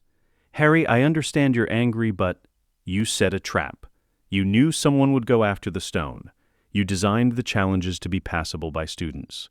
You wanted me to come here. Harry's voice was hard. This whole thing was a test for me. Dumbledore's expression was complicated. I needed to know if Lucius had corrupted you completely, if you would choose power or sacrifice. And you risked your life to stop Voldemort. You protected your friends. You used your mother's love as a weapon. Dumbledore smiled sadly. You passed, Harry. Despite everything, you're still Lily's son. I'm also Lucius's son. Harry closed his hand around the stone. And he taught me that information is power. You owe me answers. What is this stone really? Why is it so important? Then, come to my office, all of you. I'll explain everything. In Dumbledore's office, surrounded by whirring instruments and sleeping portraits, Dumbledore told them about Nicholas Flamel, the 665-year-old alchemist who'd created the stone, who'd lived for centuries on the elixir of life. Nicholas and I have discussed this extensively, Dumbledore said. He's decided to destroy the stone. He's lived long enough. Death is merely the next great adventure. That's poetic, Hermione said, but foolish. The stone represents knowledge, alchemy, immortality. Destroying it is destroying centuries of research. The stone is too dangerous to exist. Voldemort will never stop hunting it. Then hide it better, Draco said. Don't destroy irreplaceable magical artifacts because you're afraid of them. This isn't your decision to make, Dumbledore said gently but firmly. The stone belongs to Nicholas Flamel. He's chosen to end his life on his own terms. Harry looked at the stone in his hand. He could feel its power thrumming against his skin. He thought about what Lucius would do. Lucius would keep it, study it, use it. But Harry also thought about Quirrell's corpse, about Voldemort's wraith, desperate and hungry and willing to possess a man to the point of death. He handed the stone to Dumbledore. Destroy it, Harry said. You're right. It's too dangerous. Dumbledore took the stone, and something in his eyes softened. Thank you, Harry. Don't thank me. I'm not doing this for you. I'm doing it because keeping the stone would make my family a target. Voldemort would come for us. I won't risk that. Nevertheless, you made the right choice. Harry stood. Are we free to go? One more thing. Dumbledore pulled out a ledger. House points. For stopping a possessed professor and preventing Voldemort's return. 50 points each to Slytherin. For breaking approximately 47 school rules to do so, 25 points deducted from each of you. Net gain, 75 points to Slytherin. How generous, Hermione said dryly. They left Dumbledore's office and didn't speak until they reached the Slytherin common room. Then Draco started laughing. We fought Voldemort. Actually fought him and won. We survived, Hermione corrected. Barely if Dumbledore hadn't arrived. But he did, because he was watching. Like he always is, Harry collapsed into a chair. We need to be smarter. We can't keep reacting to threats. We need to anticipate them. Agreed, Hermione said. Starting with researching horcruxes. If Voldemort made multiple, we need to find and destroy them. Father will help, Draco said. He has access to dark arts texts the Ministry banned. Harry nodded. Then we plan. We research. We prepare. Because Voldemort's not dead. He's just delayed. They didn't know that in Albania, Voldemort's wraith was already seeking a new servant. Someone more loyal, more powerful, more willing to sacrifice everything. They didn't know that the Second War was beginning. But they'd learn soon enough. Summer 1992. Lucius listened to their report of the stone incident with an expression that cycled through fury, pride, and calculation. You directly disobeyed me, Lucius said coldly. "We saved the stone from Voldemort," Harry countered. "You risked your lives. We won." Harry met Lucius's gaze steadily. "Isn't that what you raised us to do? Win." Lucius stared at him, then, impossibly, he laughed. "You're right. You won. Against a possessed professor and the Dark Lord's wraith, at 11 years old, he pulled Harry into a rare embrace. Don't ever do that again. I can't promise that. I know." Lucius released him. "Severus tells me you have a horcrux fragment in your scar." "Yes." "Then we research. All of us. We find a way to remove it without killing you. And we find Voldemort's other horcruxes." "How many do you think he made?" Hermione asked. "The darkest magic comes in sevens," Lucius said. "If Voldemort followed traditional dark arts numerology, he'd split his soul 7 ways. That means 6 horcruxes plus the piece in his wraith form. 6? Draco looked ill. "We have to find and destroy 6 objects that could be literally anything, bodiless. It will take him years to return to power. We use that time to hunt." 1992, 1994, The Hunt. The research consumed them. Lucius accessed the Black family library, Narcissa's Inheritance, which contained texts on soul magic banned by the Ministry for centuries. Hermione read everything. She cross-referenced dark arts theory with historical accounts of Voldemort's life, creating timelines and possibility maps. By Christmas 1992, they had a list of likely horcruxes. Tom Riddle's diary, already destroyed by Harry in the Chamber of Secrets incident, though they didn't know it yet. Marvolo Gaunt's ring, family heirloom, likely location. Gaunt shack ruins. Salazar Slytherin's locket, stolen from Hepzibah Smith. Location unknown, Helga Hufflepuff's cup, stolen from Hepzibah Smith, possibly in Bellatrix Lestrange's Gringotts vault. Rowena Ravenclaw's diadem, lost for centuries, possibly at Hogwarts. Nagini, Voldemort's snake, with him wherever he is, Harry Potter, accidental horcrux. 4 founders' artifacts, Lucius mused. Voldemort was obsessed with Hogwarts history. It fits his psychology. Second year, the Chamber of Secrets, 1992, 1993. The second year brought a new crisis. Students were being petrified. Messages appeared on walls written in blood. The Chamber of Secrets has been opened. Enemies of the air, beware. The trio investigated immediately. Harry could hear a voice in the walls, a cold, hissing voice speaking Parseltongue. "Rip, tear, kill." "You can hear it because you speak Parseltongue," Hermione realized. "Transferred from Voldemort, whatever's in the chamber is a serpent." They researched, found references to a monster Salazar Slytherin had left in a hidden chamber, a creature that killed with its gaze. "Basilisk," Hermione breathed. "It has to be. That's why students are being petrified instead of killed. They're seeing it through reflections or ghosts." But who opened the chamber? The answer came when Ginny Weasley was found unconscious in a bathroom, a black diary beside her. Harry picked up the diary. It was blank. But when he wrote in it, "Hello," words appeared in response. "Hello, Harry Potter. My name is Tom Riddle." The diary was a trap. A fragment of Voldemort's soul, preserved at age 16, possessing anyone who wrote in it. It had been possessing Ginny for months, forcing her to open the chamber, using her to control the basilisk. "This is a horcrux," Harry said immediately. Lucius was summoned. He examined the diary with a mixture of fascination and horror. The Dark Lord at 16, before he became a monster. "This is invaluable. Then we destroy it, but first, we extract every piece of information we can." They questioned the diary riddle carefully, pretending to be sympathetic. Riddle, arrogant and eager to boast, revealed how he'd opened the chamber originally, how he'd controlled the basilisk, how he'd created the diary as insurance against death. He doesn't know about the other horcruxes, Hermione realized. Each piece doesn't know what the others are doing. With the information extracted, they lured Riddle into a trap. Harry agreed to help him return to life, brought the diary into the Chamber of Secrets, and then stabbed it with a basilisk fang. The diary screamed. Black ink spurted like blood. Tom Riddle's ghostly form erupted from the pages, shrieking, "You'll regret this, Potter. The Dark Lord will." The form dissipated. The diary crumbled to ash. 1 horcrux down. 6 to go. But Harry had also discovered something else in the chamber. The basilisk itself. Still alive, still deadly. Using Parseltongue, Harry commanded it. "Sleep, obey me. I am your master now. The basilisk, bred to obey the heir of Slytherin, obeyed. We're keeping it, Harry told Lucius later. Absolutely not. Father, it's a 60-foot magical serpent that kills with its gaze. That's a weapon. It's also incredibly dangerous and illegal to own. So are half the things in your study, Draco pointed out. Lucius sighed. If you can control it perfectly, if you can ensure it never harms an innocent person, and if you can keep it secret, fine.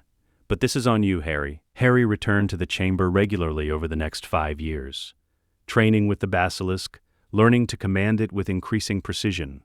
By 1997, he could use it as an extension of his own will. 3rd year. The Sirius Revelation 1993. Sirius Black escaped from Azkaban. The wizarding world panicked. The Ministry deployed Dementors to guard Hogwarts.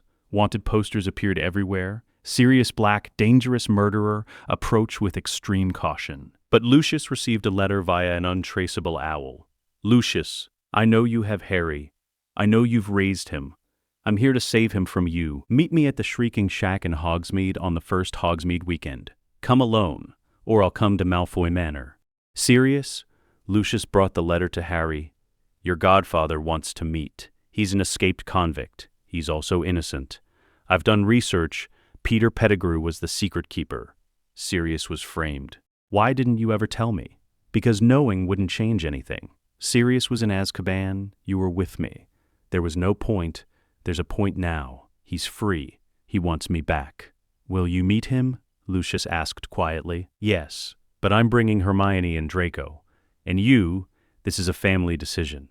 The meeting happened in October, in the Shrieking Shack, a supposedly haunted building on the outskirts of Hogsmeade.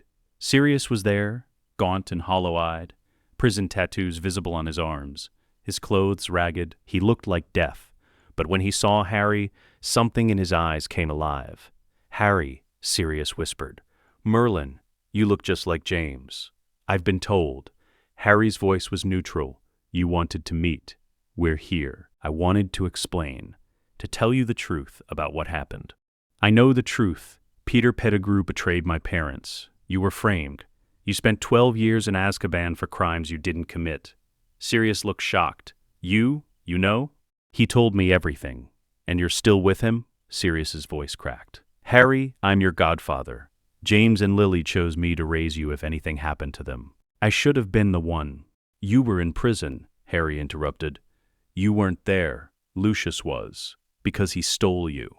He saved me. From a life with muggles who would have hated me, he gave me a family, training, power, everything I needed to become who I am. Who you are. Sirius looked at Lucius with pure hatred. He made you into a Death Eater's son. He made me into a leader, Harry corrected.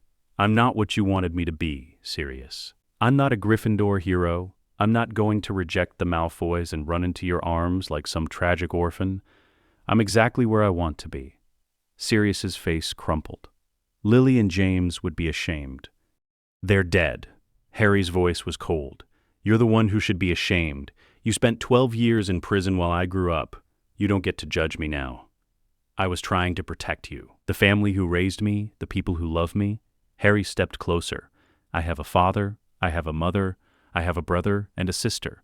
I don't need you. Sirius looked at Narcissa, at Hermione and Draco standing protectively near Harry, at Lucius watching with carefully hidden satisfaction.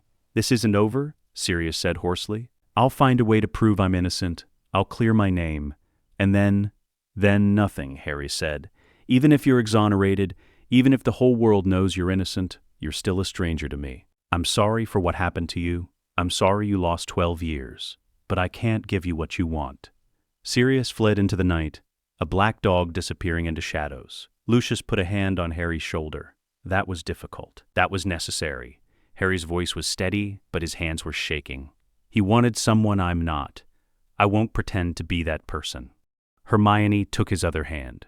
You did the right thing. But that night, alone in his dormitory, Harry dreamed of what might have been. A different life. A life where Sirius had raised him, where he'd grown up knowing his parents' friends, where he'd been a Gryffindor hero instead of a Slytherin prince. He woke with tears on his face and pushed the dreams away. Sentiment was weakness. He'd chosen his path. 4th and 5th year. The rise of the Silver Order 1994, 1996. The fourth year brought the Triwizard Tournament. Harry's name came out of the Goblet of Fire, Barty Crouch Jr.'s plot, just as in the original timeline, but with a critical difference. Harry was prepared.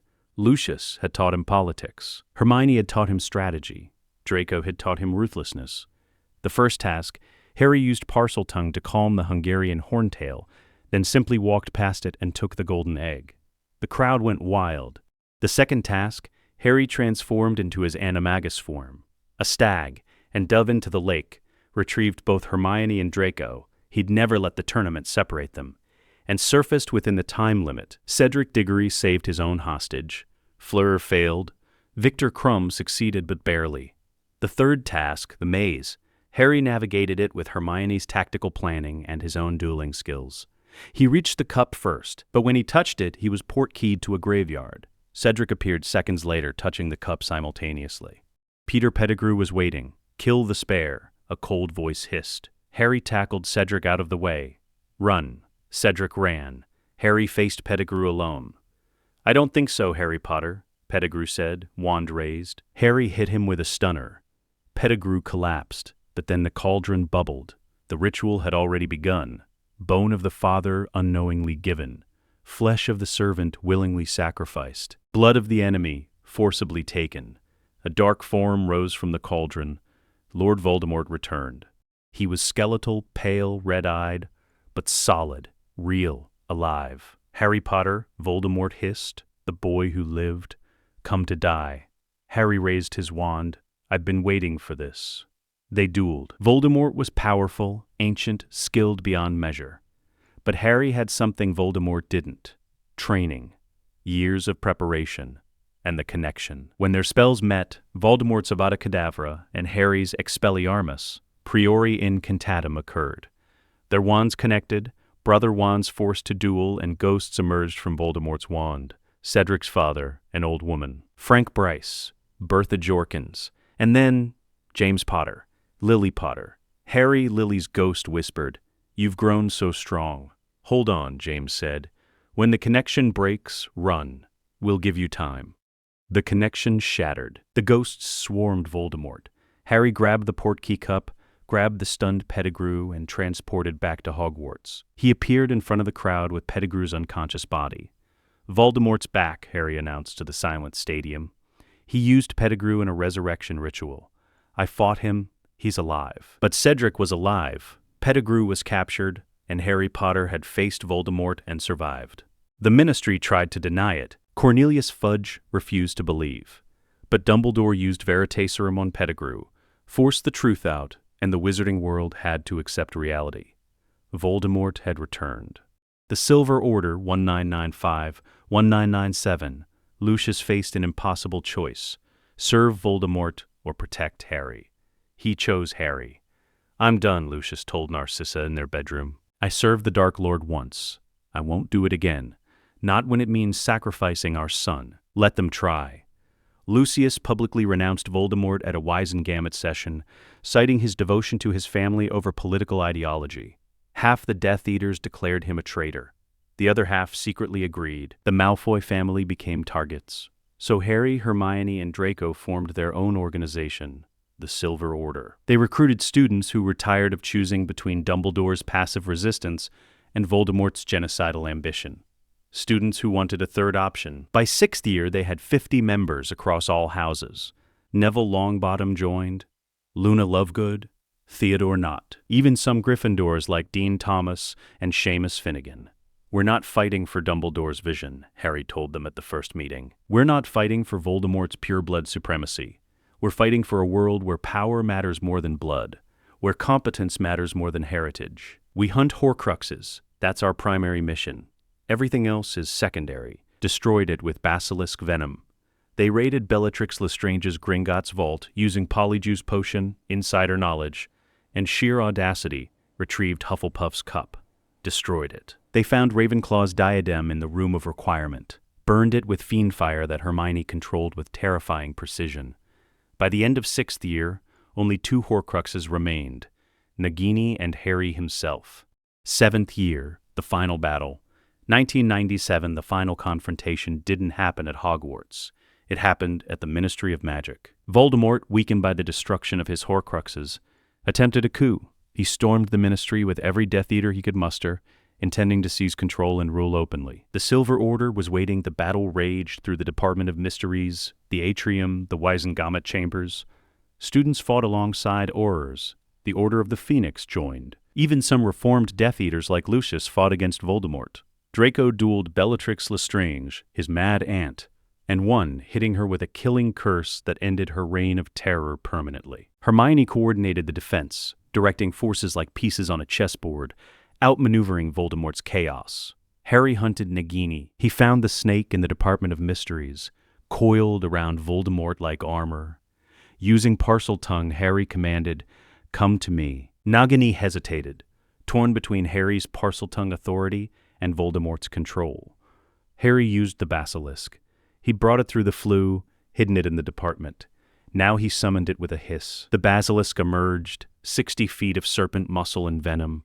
It struck Nagini, fangs piercing scales, injecting venom. Nagini died thrashing. Voldemort felt it, felt the last horcrux. Except Harry die. He became mortal. Voldemort found Harry in the atrium. The massive golden fountain had been destroyed, rubble everywhere, bodies of Death Eaters and Aurors scattered. "You," Voldemort hissed. "You destroyed them all." "Not all," Harry said. "One remains." He touched his scar, the fragment in you. Voldemort laughed, a cold, terrible sound. "You'd have to die to destroy it, and you're too much of a coward." "I'm my mother's son," Harry said. "She died for me. I'll die if I have to. Then die." Voldemort raised his wand. Avada Kedavra. Harry woke in a place that looked like King's Cross Station, but cleaner, brighter, empty. A small twisted thing lay under a bench. It looked like a maimed child whimpering. "The fragment," Dumbledore's voice said. Harry turned. Dumbledore stood there, looking younger, peaceful, dead. "This isn't real," Harry said. "It's real enough." Dumbledore gestured to the fragment. "That's the piece of Voldemort's soul that was in you. The killing curse destroyed it. You have a choice now. You can move on, board the train, find peace, or you can go back." "Back to what?" "To finish what you started. Voldemort is mortal now, killable, but someone has to kill him." "Why should I? Why not just rest?" "Because you're not done, Harry. You've built something. The Silver Order, a third path. The wizarding world needs that, needs you." Harry looked at the fragment, the thing that had connected him to Voldemort for 16 years. It was pathetic, broken. "I'm going back," Harry said. "I thought you might." Dumbledore smiled. "Your mother would be proud, would she? I'm not the hero you wanted me to be. No, you're the hero you chose to be. That's better." Harry woke in the atrium. Voldemort stood over him, laughing. The boy who lived, dead at last. Harry opened his eyes. Voldemort's laughter died.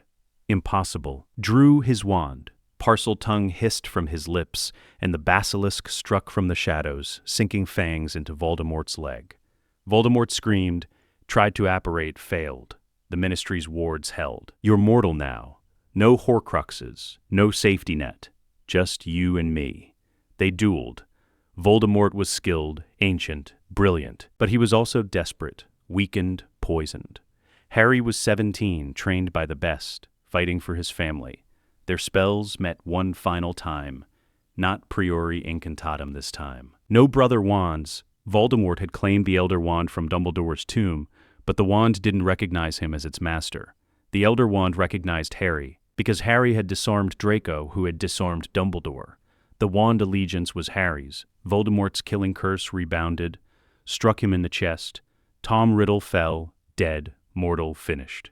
The wizarding world erupted in celebration.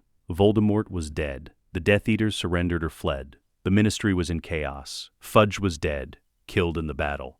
The Wizengamot was decimated. Someone had to lead. Harry Potter, 17 years old, stepped forward.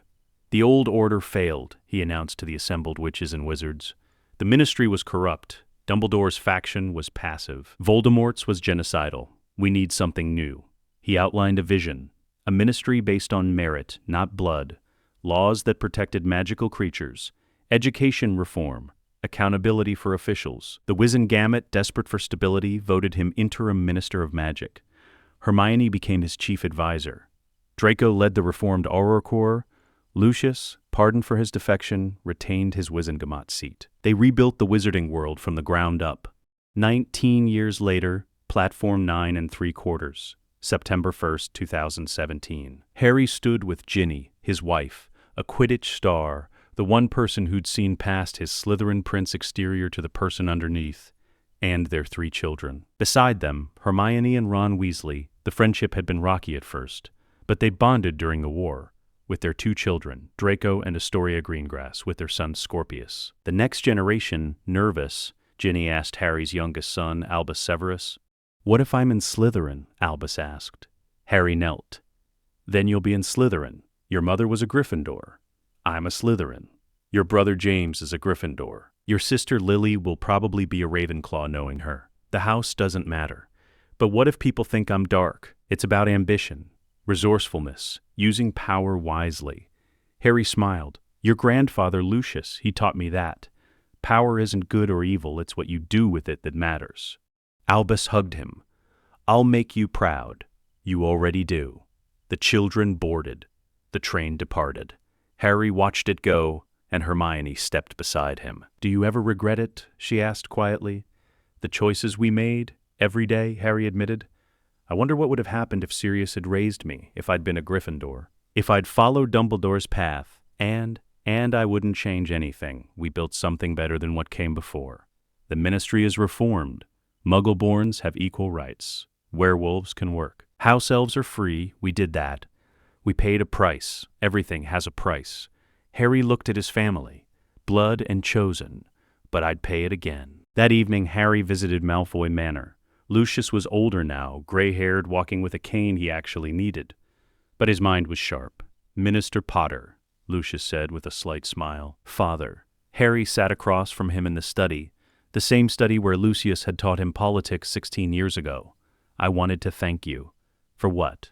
"For everything. For taking me in, for raising me, for choosing me over Voldemort." Lucius was quiet for a moment. "I didn't take you in to be kind, Harry. I took you because you were the boy who lived. A political asset, a weapon. I know. But somewhere along the way, you became my son. Actually my son. And when I had to choose between power and family, I chose family." Lucius met his eyes. "I don't regret it. Neither do I." They sat in comfortable silence, father and son, bound not by blood but by choice. Outside, the sun set over Wiltshire. The war was over, the battles won, the world rebuilt. And in a study in Malfoy Manor, 2 men who had shaped history sat together and were, simply, perfectly home. Let us know what you'd like to see next. The end.